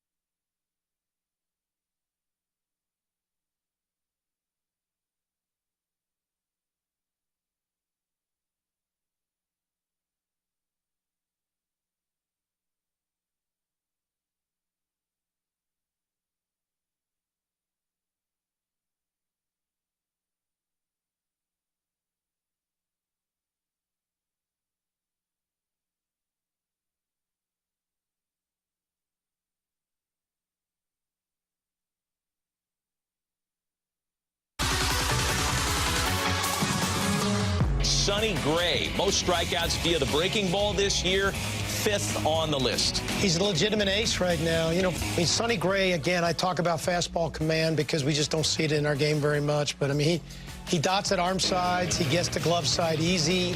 He's got a feel to spin a breaking ball, and he can do it multiple ways. I mean, he's an exceptional athlete, fields his position well. He's just a complete pitcher, and he can tell right now, Matty, he's rolling with confidence. MLB Network earlier in the season talking about Sonny Gray as a, quote, legitimate ace, end quote. Alex, I disagree with that. I don't think Sonny Gray is an ace by anybody's metrics other than just simply by looking at ERA. But he's a legitimate number 2 starter. And if you have him going in a game 2, you're in a really good spot. That being said, today is like speed dating for the Cardinals. They're going to be able to get an opportunity to watch some of their potential offseason targets back-to-back in today's games. So at 3:30, you got Sonny Gray going up against that talented Blue Jays lineup. And then coming up at 7 o'clock, you got Braxton Garrett lined up head-to-head against Aaron Nola in what could be an elimination game between the Marlins and the Phillies. Alex, what do you expect this to be like? First of all, I love the wild card around this specific aspect of it. I love the fact that we get games that start at 2, 3:30, 6, and 7. That is awesome. And it's something that I think has been a great boon for Major League Baseball with the inclusion of an extra playoff team. I don't know that we needed the extra playoff team, but this part of it, I really enjoy. How much are you looking forward to the speed dating session that we're about to get for the Cardinals? Well, first of all, poor Cardinals fans, because John Mozeliak is going to hear that audio cut from MLB Network talking about Gray being an ace, and welcome to your only offseason move, Cardinals fans.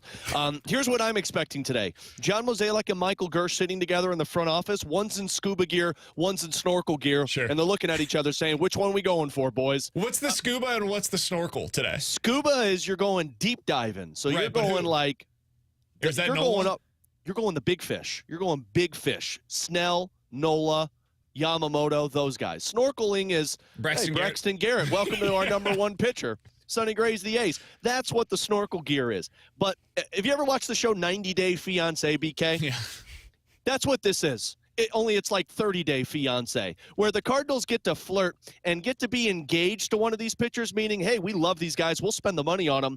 And then when those 30 days are up, whether they get eliminated from the postseason or they go deep into the postseason, it'll be, yep, I'm ready to give you the ring, or nope, let's leave you at the curb because we're not bringing you home to meet mom and dad. That's what this playoff series is right now for all of those guys. And if Gray goes deep, if Nola goes deep, if Braxton goes deep, I probably should stop using the phrase going deep. These 3 guys, if they impress, you're going to be at the position, if you're John Mozeliak, where you say, Gershie, put the scuba gear on, my man, because we are going for these big fish. You know that meme with Wolverine where he's sitting in bed, he's laying down in bed, and he's got the picture that's framed you with Nick somebody's Ritchie. face on it. Yeah. Was that Mo yesterday with Jordan Montgomery? Yeah. Just like hoping and waiting and believing, like, hey. Yeah. Man, if we could just get one more opportunity with you. I know last time around this didn't work, but this time around I'm going to be different. Yeah. I'm going to make sure that our relationship works this time around. Mo's radio in his room was blasting Boys to Men End of the Road. And his wife was like, John, turn down the music. Shut up, honey. I'm listening to Boys to Men and looking at Jordan Montgomery. That's what that was. He's saying, what a picture. He said, I'll be better this time. I promise. I won't let you go. Yeah. This won't be the end of the road. This is really morbid, but I'm going to read the text anyways from the 618. The Mets must have been on that Ocean Gate thing this year. It blew up quick. Rest in peace. Oh, come on. Wow. Unnecessary. The Cardinals are going scuba diving, but hopefully they're not a part of something that's going to implode. Wow. Well, too soon. You heard the MLB Network cut of Sonny Gray being an ace, right? Yeah, there's the implosion for you. Can I be honest? The only guy I think I'm like speed dating with this tonight in these matchups is Aaron Nola. You're not speed dating with Sonny Gray? I think I know what Sonny Gray is like. But we don't know in the playoffs. Yeah, he's not good in the playoffs. Sure, remember, that's what we've been told. I don't agree with the criticism of Sonny Gray in terms of like what he's been in the postseason. I don't agree with that at all. I am genuinely curious what it looks like. Like, he hasn't been in the playoffs in, 5 years? It's been a really long time since we've seen Sonny Gray pitch in this kind of a setting. And I think he's a better pitcher today than he was early on in his career. So it's not so much a question of, like, is he going to fail spectacularly for me? I'm wondering about the upside. What does it look like when Sonny Gray is in the playoffs? And can he be that big game type of a pitcher the way that we just saw Jordan Montgomery has the ability to? The way that we have seen in the past Nathan Eovaldi can, Charlie Morton can. Can he be that guy for the Cardinals rotation? And I guess the reason that I'm not as... Because look, I am going to be paying attention to what Sonny Gray does. But like if he has a bad outing, like 3 1/3 and gives up 4 or 5 earned runs, I mean, it's one game. Was what I would say is the thing to watch. Now, the reason that you may be saying, well, why would you have a different reaction if Nola has a tough outing? One, it's against a worse offense in the Miami Marlins than compared to going up against Toronto. And two, unlike Sonny Gray, who pitched really well all year, and if you look at hit back of his baseball card, he's been really good over the last handful of years. Aaron Nola's been good over the last handful of years, but his second half was bad. It was bad, and it's a second half. But his postseason's been great. Either. Yeah, and we'll see what the postseason looks like, though. That's why he's the guy that I'm speed dating with. But he has been good in the postseason, though. Not if he struggles against Miami. And he struggled last year. Can I push back against that notion, Alex? I don't know that he has been great in the postseason. Okay, I think I'm being serious, man. I think this has become a narrative that has been spun based on what he did against the Cardinals and then one game against Atlanta. In their NLCS and World Series matchups, he was not good. 4 2/3 against San Diego, gave up 6 earned runs. 4 1/3 against Houston, ended up giving up 5 runs in that one. 4 in game 4 of that series against Houston, and gave up 3 earned runs. He ended up with a 4.9 ERA in the postseason last year. And in the final 3 games in which he appeared, he had an ERA of 9.7. Nobody here in St. Louis would be talking about that guy as if he was really good last year, if that's what he did here. So I'm going to push back on that just a little bit. They lost 2 of those 3 games that he started, and it was in part because he did not give them a good start.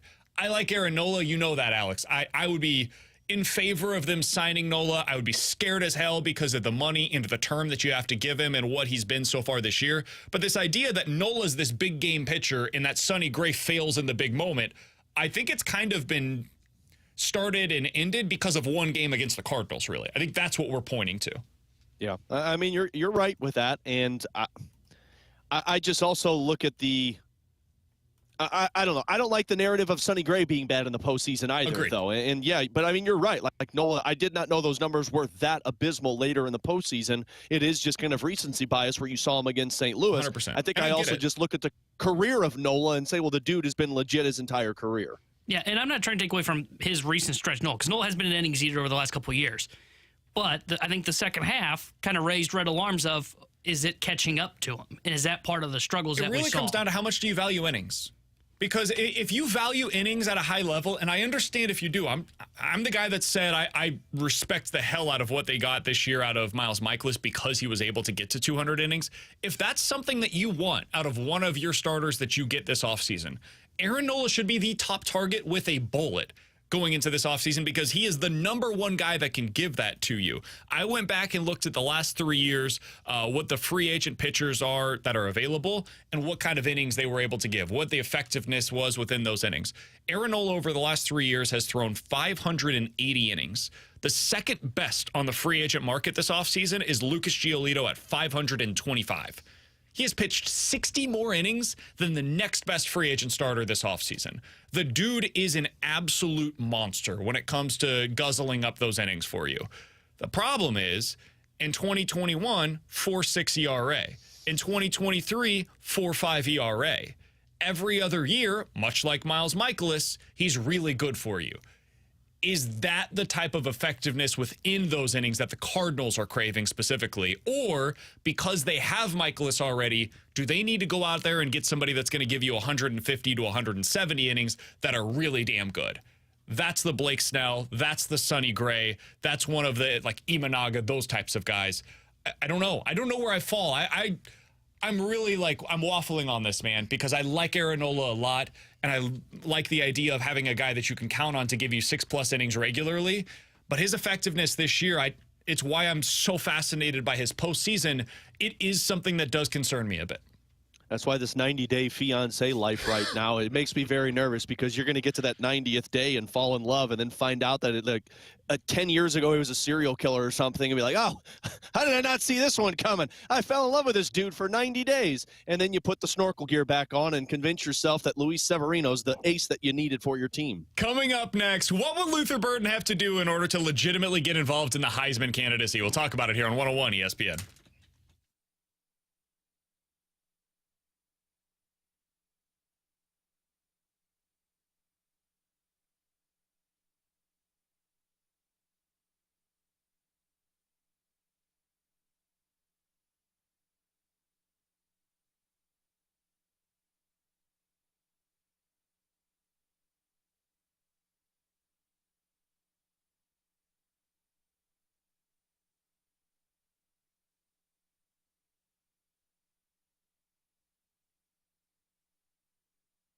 Arthur Flash Johnson, along with his wife and promoter LaTanya Johnson, will host their first professional boxing fight at the Casa Loma Ballroom. Arthur Flash Johnson, a former Olympic boxer and four-time boxing world champion, is looking to bring the excitement of boxing back to the Show Me State October 7th at 7 p.m. Ticket prices are $75 ringside, $50 general admission. For more info, contact Arthur Johnson at 618-917-4073 or email Arthur Johnson Foundation 2001 at gmail.com. Sponsored in part by the Arthur Johnson Foundation.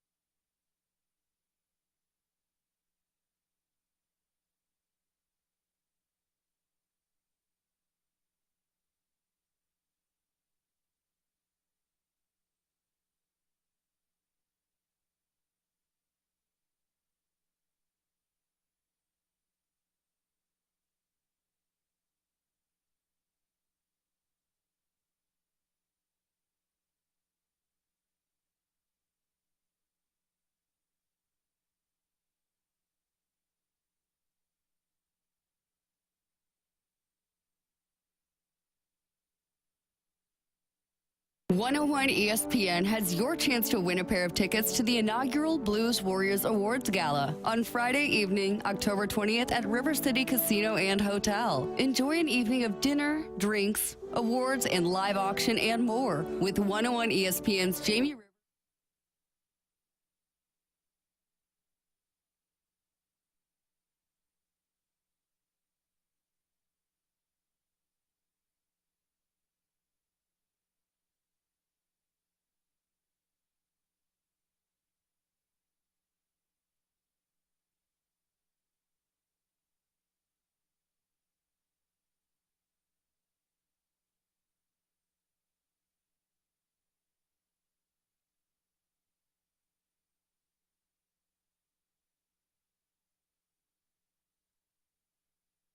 Alongside Alex and T-Bone on BK, just a heads up, there probably will at some point in the next minute or two be some kind of an EAS test that goes over the air. Don't be alarmed. It's something that every single radio station in the country has to do.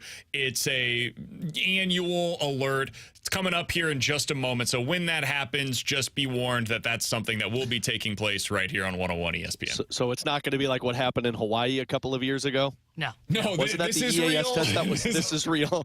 Well, Okay. it is not actually. It's test. Sorry, I should have said. No, that's what I'm saying. Like, we remember the Hawaii one, right? That, like, they sent the message out and it wasn't supposed to be and everybody panicked. Like, this is supposed to be happening, ladies and gentlemen. It's something that is supposed to be going over there. So when it happens, don't freak out. It's something that that we're all anticipating, and it should be at some point here in the next minute or so. Alex, before we get to that, though, I did want to ask you about Luther Burden, because what he's doing so far this year is nothing short of spectacular. He is the leading wide receiver in the country. I saw a piece earlier today over on The Athletic with their straw poll of different writers who they would have their votes for currently for the Heisman. He got exactly one vote in that poll. Alex, what do you think Burden would have to do the rest of the way this year in order to actually become a conversation of being in the Heisman candidacy watch list? What he has done already this season against ranked opponents. So LSU, Georgia, and Kentucky, right? That's the other big one that they have. That's a ranked opponent. Those three teams, Luther Burden's got to put up the numbers that he's already put up this season, 100-plus receiving yards, maybe a couple of touchdowns.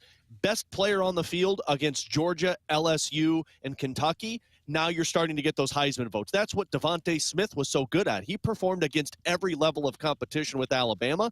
That's what Luther Burden's going to have to accomplish if you want Heisman votes. Yeah, he's going to have big games against LSU this weekend, against Georgia when you play them.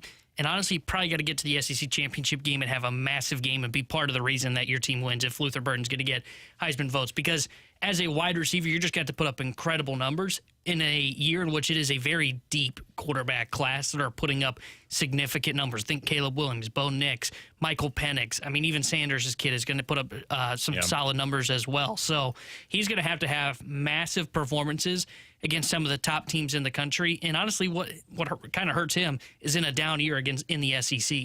So I was just looking this up to find, okay, who are the wide receivers that have received votes for Heisman candidacy over the last decade? Devontae Smith, we know, won it. He ended up with 1,800 yards and 23 touchdowns in his year in which he was voted as the Heisman. Just an absurd season all around for him. Makes sense. D.D. Westbrook, if you guys remember him with Oklahoma, had Heisman votes, did not end up winning it, wasn't even in the top 3 that year, but in 2016 got votes, finished with 80 receptions that year for 1,500 yards and 17 touchdowns with Oklahoma.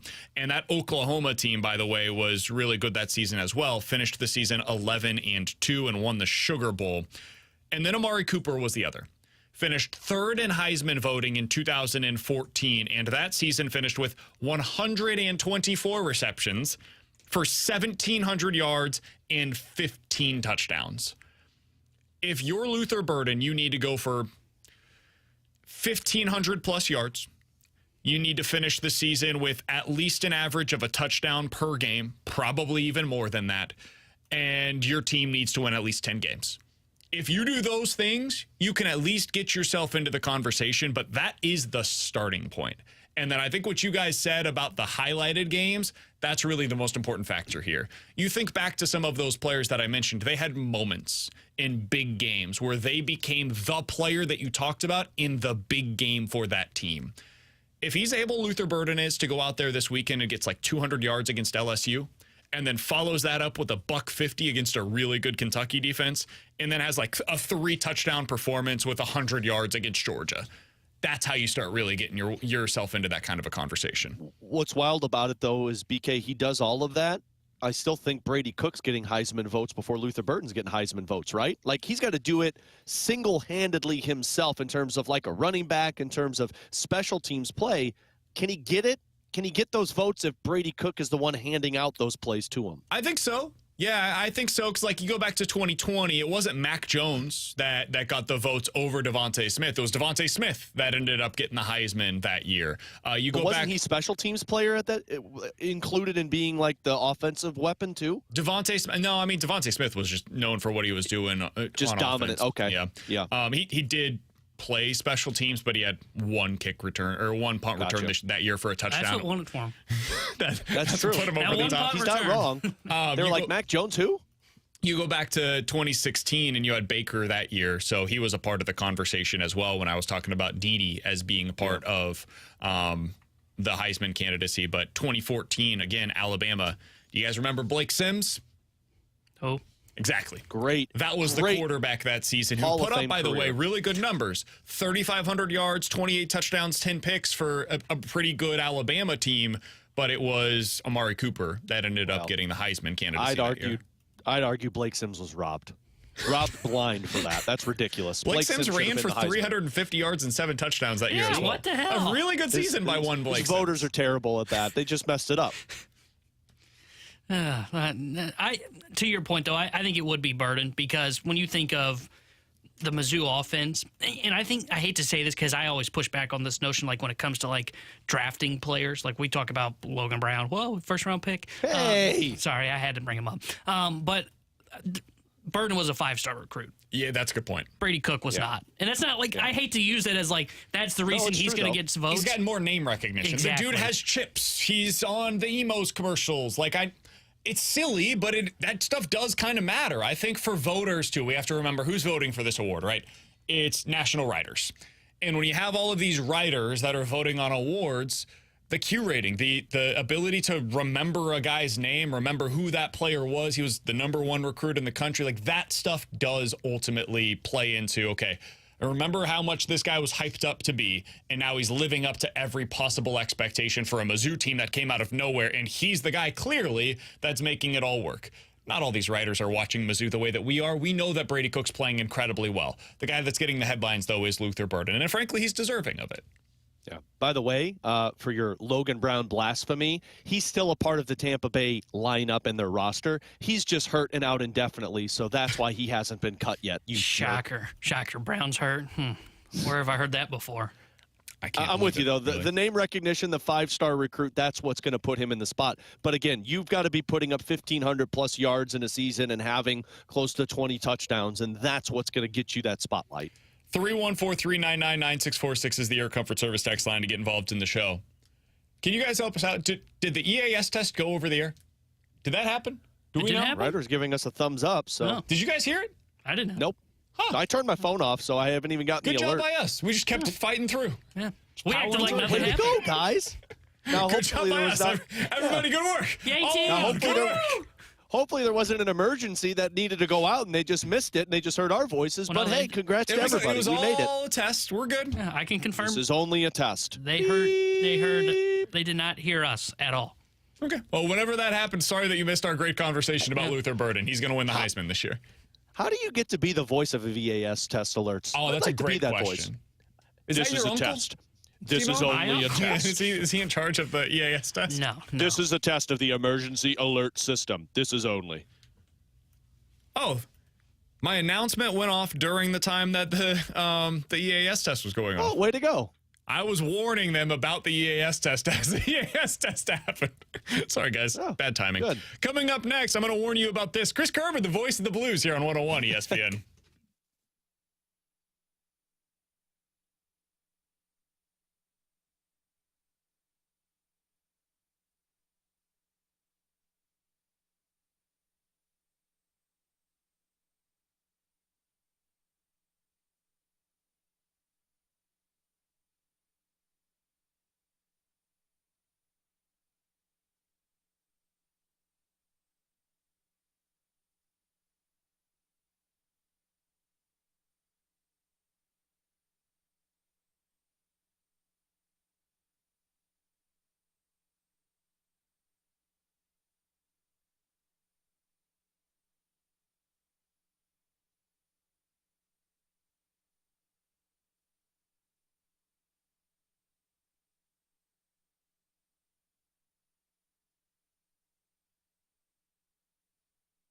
Hey, it's BK. So your home has made you equity rich, but only on paper, and you're planning on using that cash to retire, to travel. Maybe you want to downsize into a new place that's already paid off, and that's all great.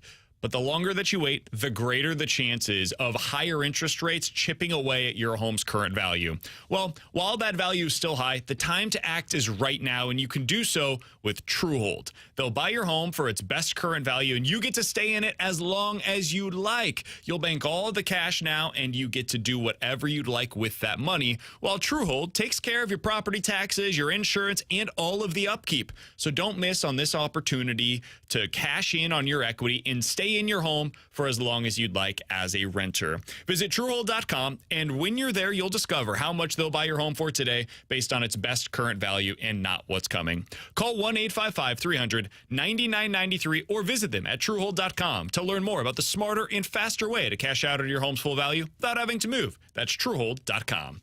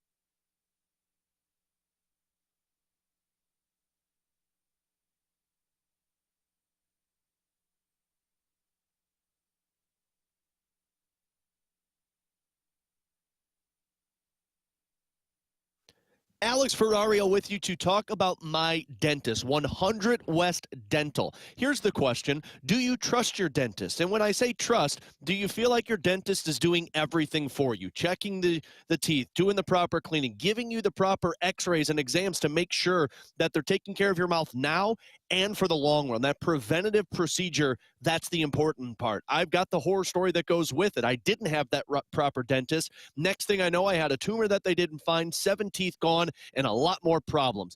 This is why I use 100 West Dental Spot now, because they always are on top of things, making sure that it is the up-to-date, most modern technology. The patient experience is at the front of the mind, and they're doing the preventative procedure. Look, everybody's anxious about going to the dentist. Don't be with 100 West Dental. You can schedule online. You don't even need to give them a call. If you don't have insurance, they have opportunities that can take care of you there. Membership discount plans. Check them out, 100westdental.com, and you'll see why I love going to 100 West. 636-585-0100, 100 West Dental.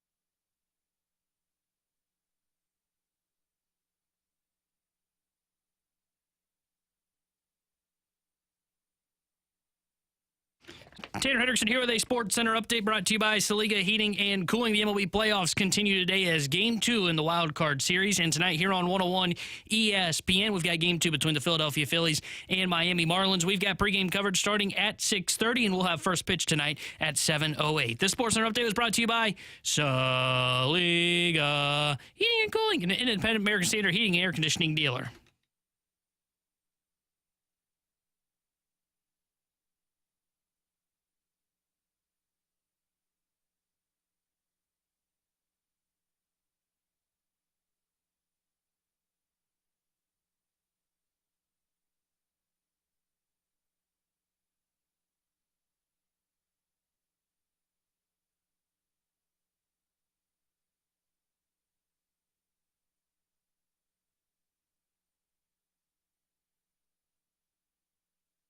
With Alex and Tanner on BK, you've got BK and Ferrario here on 101 ESPN. We're always happy to be joined by the voice of the Blues, Chris Kerber, here on 101 ESPN. He joins us via the hotline. Kerbs, how you doing today, my man? Brandon, doing well. How are you? Doing very well. So let's talk a little bit about these Blues, Kerbs. I want to talk specifically about Jakub Vrana, who looked good once again the other night. He's been productive so far in this preseason. I understand it's just preseason action. You don't want to make too much of that. But he was really good after coming over to the Blues at the end of last year as well. Kerbs, when you look at what he can mean for this team on that line with Hayes and Blay, what do you think Vrana's ceiling looks like in 2023? Well, I think that if he has a productive season, and to me, I think if you got 20 goals out of Vrana, maybe a 40 to 50 point season, and he's playing predominantly in the third line role, and that's where I would see him being if he's on a line with Hayes and, say, Sammy Blay. I think that's an extremely productive season and a very good season for him.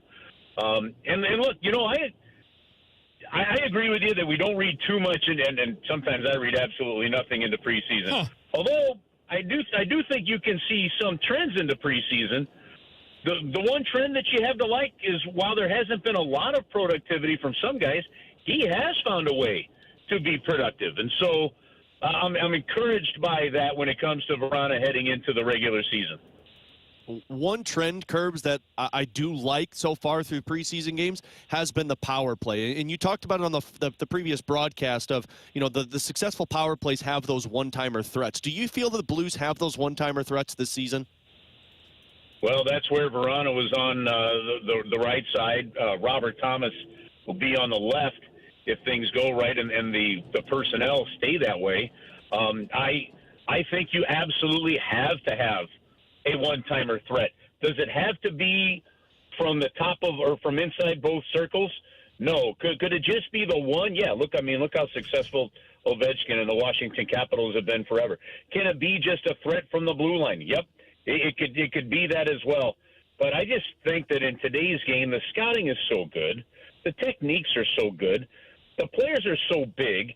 The goalies are so athletic that if you stop the dust off the puck and try to wrist it in, or maybe it's a left-handed shot from the left wing and it's got to come across your body and it changes the angle, can you be successful? Yeah, at times. Can you be a top 5 power play, top 8 power play in the league? I don't think so. I think you've got to have a one-time threat. And I like the fact that, well, number one, you see it. Look, guys, we saw a big difference in just how it looked and how quickly that puck was moved with Torrey Krug back in the lineup in Columbus. But you have to have the one-timer. And then whether it's a Parayko on the left side, a Thomas on the left side, Verana on the right side, Shen, whoever it may be, they've got to be willing to fire the one-timer to make it work. Curbs, the fourth line appears to be pretty much set at this point with Neighbors, Sundqvist, and Toropchenko. That's what they were using on the ice earlier today. They decided to remove Nick Ritchie from the equation when they released him from his PTO late last week. What do you think about that fourth line with Neighbors, Sonny, and Torpo? Well, I thought that is what was the interesting part about the lineup in Columbus, is the Blues went into that game with basically your third line, a fourth line, a young line with Dean and Bolduc, and then another fourth line. And I think it was to see how this could go and who it could work with. I think they're definitely favoring those three that you mentioned with Toropchenko, Sundqvist, and Neighbors. But there's a heck of a battle now with Mackenzie McEachran, with Nathan Walker, with Nikita Alexandrov, and how that all plays out. I don't know how this is going to shake out, Brandon. I really don't, because I still believe in, something Larry Plow always talked about, and that's asset management. And right now, the only player that the Blues have in that whole grouping that could go down to the minor leagues without having to clear waivers is Jake Neighbors. So how does Doug Armstrong and company view their depth at that spot and at that level? That's going to determine whether or not they put two of those other three guys on waivers, one, and send Jake down. I don't know how that's all going to shake out, but I think it's going to come down to more philosophically where they think this team is and then how much experience they can get. I know Craig Berube would like to see Jake Neighbors stick. I think Jake obviously would. The organization would. But we'll see how asset management, if it plays a role in it, does play a role in it. And if they end up going that route, Curbs, let's assume that Jake Neighbors is here. I would think Nikita Alexandrov would have the clearest path to the roster as that 13th forward because of his ability as a center, right? Yeah, I think that's a fair thought process there. Nathan Walker can also play center. I think of those three guys, to me, Nathan Walker is the one that is more willing to engage in whatever is necessary. He kind of a little bit of that bulldog that'll bite you on the ankle, a little bit if he needs to.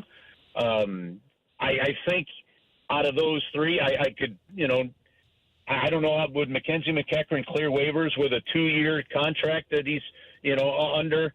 I could see that happening. And that's the challenge, Brandon, is positionally 1, physicality 2, and then what are they looking for? Because and I'm going to take this one step further real quick with strategy, but this is critical to that fourth line philosophy. The St. Louis Blues, when they're at their game, they hold on to the puck, and what you're desperately missing, and it's so clearly missing with the likes of David Perron now having been gone for over a year, and then the loss of Ryan O'Reilly, is those guys might get rubbed off the puck in the offensive zone, but they did an amazing job of going back in to get it. And a lot of times last year, and so far a lot in the preseason, we seem to see a lot of one and done, where you go in and, a guy gets bumped off the puck and the other team's breaking it out, and you're not getting it back and really forcing a turnover and getting that zone time in there. So whichever one of those guys, whichever two of those 4 guys, for example, are best at that part of the game, I've got to think has a better chance to stay, because that the one and done in the offensive zone, especially from a fourth line standpoint, just isn't going to be good enough to win these days in the NHL. Let's flip the script on that thing, Curbs, and go to a different position group, the defenseman, because earlier today, Lou Korak tweeted out at practice that Calle Rosen was on a group of guys that weren't that opening night look of potential roster. If the decision comes down to that defenseman that they're going to carry, whether it's Calle Rosen or Tyler Tucker, does that come down to roles in terms of Tyler Tucker is that physical penalty kill presence, whereas Calle Rosen is more of the offensive-minded defenseman? See, to me, Alex, that one comes down simply to Tyler Tucker brings some physicality. I thought he had his best physical game, and I thought he responded really well after it was one of his turnovers that cost a goal in the Columbus game. Yeah. Those are two very different defensemen on that, and I think the Blues are going to need that extra bite, especially in that bottom pairing. The defensive questions, much like the one that we were talking about, in my opinion, could come down to the fact of, okay, I think it's who are your extra defensemen based on these three guys, Perunovic, Bortuzzo, and Rosen. And then, because I don't know where they view, and I haven't, in all honesty, I haven't talked to the management about where they see Matt Kessel yet, okay? But you know that you need 8 or 9 NHL-ready defensemen, all right? But all three of those guys would have to clear waivers, to go down, including Perunovic, because of his time that he spent up on the taxi squad. So looking at that, guys, I see one of those three guys getting put on waivers at some point, because even if you – now, this is assuming complete health, right? Like, we're assuming no injuries change this. If completely healthy and you go with 2 defensemen and you're going with 1 forward, that's going to dictate who has to clear waivers and not. And are you willing to probably protect your defensive depth more than your forward depth on the fourth line? I think that's a healthier way organizationally to go, but we'll have to wait and see how the team plays it and how this and a lot of times, as you guys know, we can speculate and have fun and prognosticate, but these things sometimes tend to sort themselves out through injury and other situations. If I said I'll take Tyler Tucker and Scott Perunovic along with Nikita Alexandrov as my side of who makes those final 3 spots on the roster, and I said, Curbs, you get any other combination, which side do you think is more likely? What do you mean more likely? I listen. I don't. Yeah, because I think Nikita Alexandrov. And then, guys, this is just my opinion. This is not me putting words in anybody's mouth or haven't talked to anybody. All right, I want to make that very clear. I think Nikita Alexandrov has got the biggest chance of being claimed of those 3 guys if you had to put them on waivers, right? So I think that's important, and I think there's a role that he can still grow into in this league. But keep in mind, he's a UFA at the end of the year. And then, the defensive one, man, I could see all 3 guys getting picked. So that one's just, I have no idea how to handicap that other than saying it just, if you think that you're going to be healthy with Torrey Krug, I think Callie Rosen is like a Swiss Army knife back there. But because you've got the youth of Perunovic and stuff like that versus Callie at 29, I think they're still trying to figure out what they have there. Either way, there's going to be a veteran or 2 that are going to find themselves on waivers, and that's just simply math and a numbers game, whether it be fair, right, wrong, or indifferent, It also speaks to the depth that they've been able to build up going into the offseason, is that other teams might pick up a guy that for you would be your 24th or 25th player on your roster, and that's a good position to be in, all things considered. Hey, Curbs, we appreciate the time, man. Thank you so much for hopping on with us today. When we talk to you next week, we're talking about real games that start to matter for the St. Louis Blues, so looking forward to that, man. Yeah, looking forward to that chat from Dallas, guys, when we're down there. That'll be fantastic. We'll talk to you next week. Absolutely, you got it. That's Chris Kerber, voice of the Blues, joining us as he does each and every Wednesday here on BK and Ferrario. For Alex and T-Bone on BK. Alex, you have something to say on that real quick before we get to break? No, I was just going to mention, for the people that are worried about losing significant players on waivers of these guys, Cal Foote was just put on waivers by the New Jersey Devils. Ty Smith was put on waivers, another defenseman, a couple of days ago. These are all guys that were drafted in the top 15 of the draft in terms of defensemen. You do have the ability to sneak some guys through just because other teams. Cal Foote? Is that what you're telling me? I looked it up immediately, but the problem is then you got to send another guy through waivers. But hey, you got a 15th overall pick. But 225 plays from the right side though. We need lefties. Is he better than Tyler Tucker? I'm asking in all seriousness. This is the kind of thing that if you're the Blues, you're kind of in that asset management. This is a guy that was a former top 15 pick. You don't get that opportunity very often. My only question is why is he going through 3 teams? He was traded from Tampa to Nashville, and then Nashville didn't re-sign him, a team that's trying to rebuild, and New Jersey cut him from camp. So those are my only questions. Draft status would tell you that obviously there are a lot of high expectations for him. So part of my thought process was this is why guys could sneak through waivers, because other teams aren't willing to take on cap and roster spots because of somebody that they didn't have in their organization. And if they claim him, then they got to put him through waivers.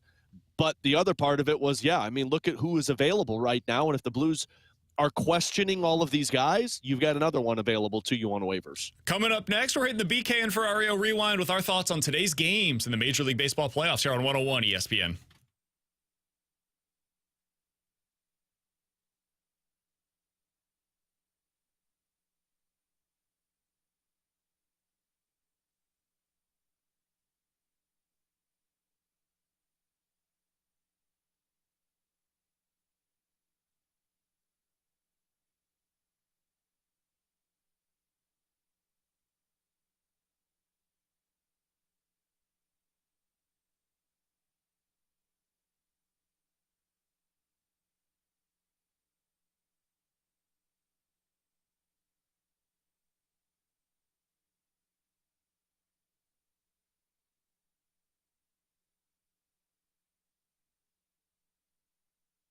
Hey, it's BK, and I've got some exciting news for all the men out there. Victory Men's Health has launched a new telehealth site. It's called Victory RX, and men, you can go there at victoryrx.com. You'll get prescribed that ED medication that you've been looking for. The process is going to be super easy, men. You go to the site, you get your entire consult done all via text. No more going through 17 different portals and putting the same information in a million different ways. Not with victoryrx.com. Victory Men's Health has already treated thousands of men in their standalone locations around the area, and now they're giving you easier access to that #1 selling ED medication. It's going to be a chewable tablet, which is great because then you don't have to worry about the food or the drink that you had earlier in the day, and it's going to have active ingredients with both Viagra and Cialis. With this chewable tablet, you can be assured that the dosage is going to work for you, and it's going to work the first time around. So go to victoryrx.com today. That's victoryrx.com and play hard.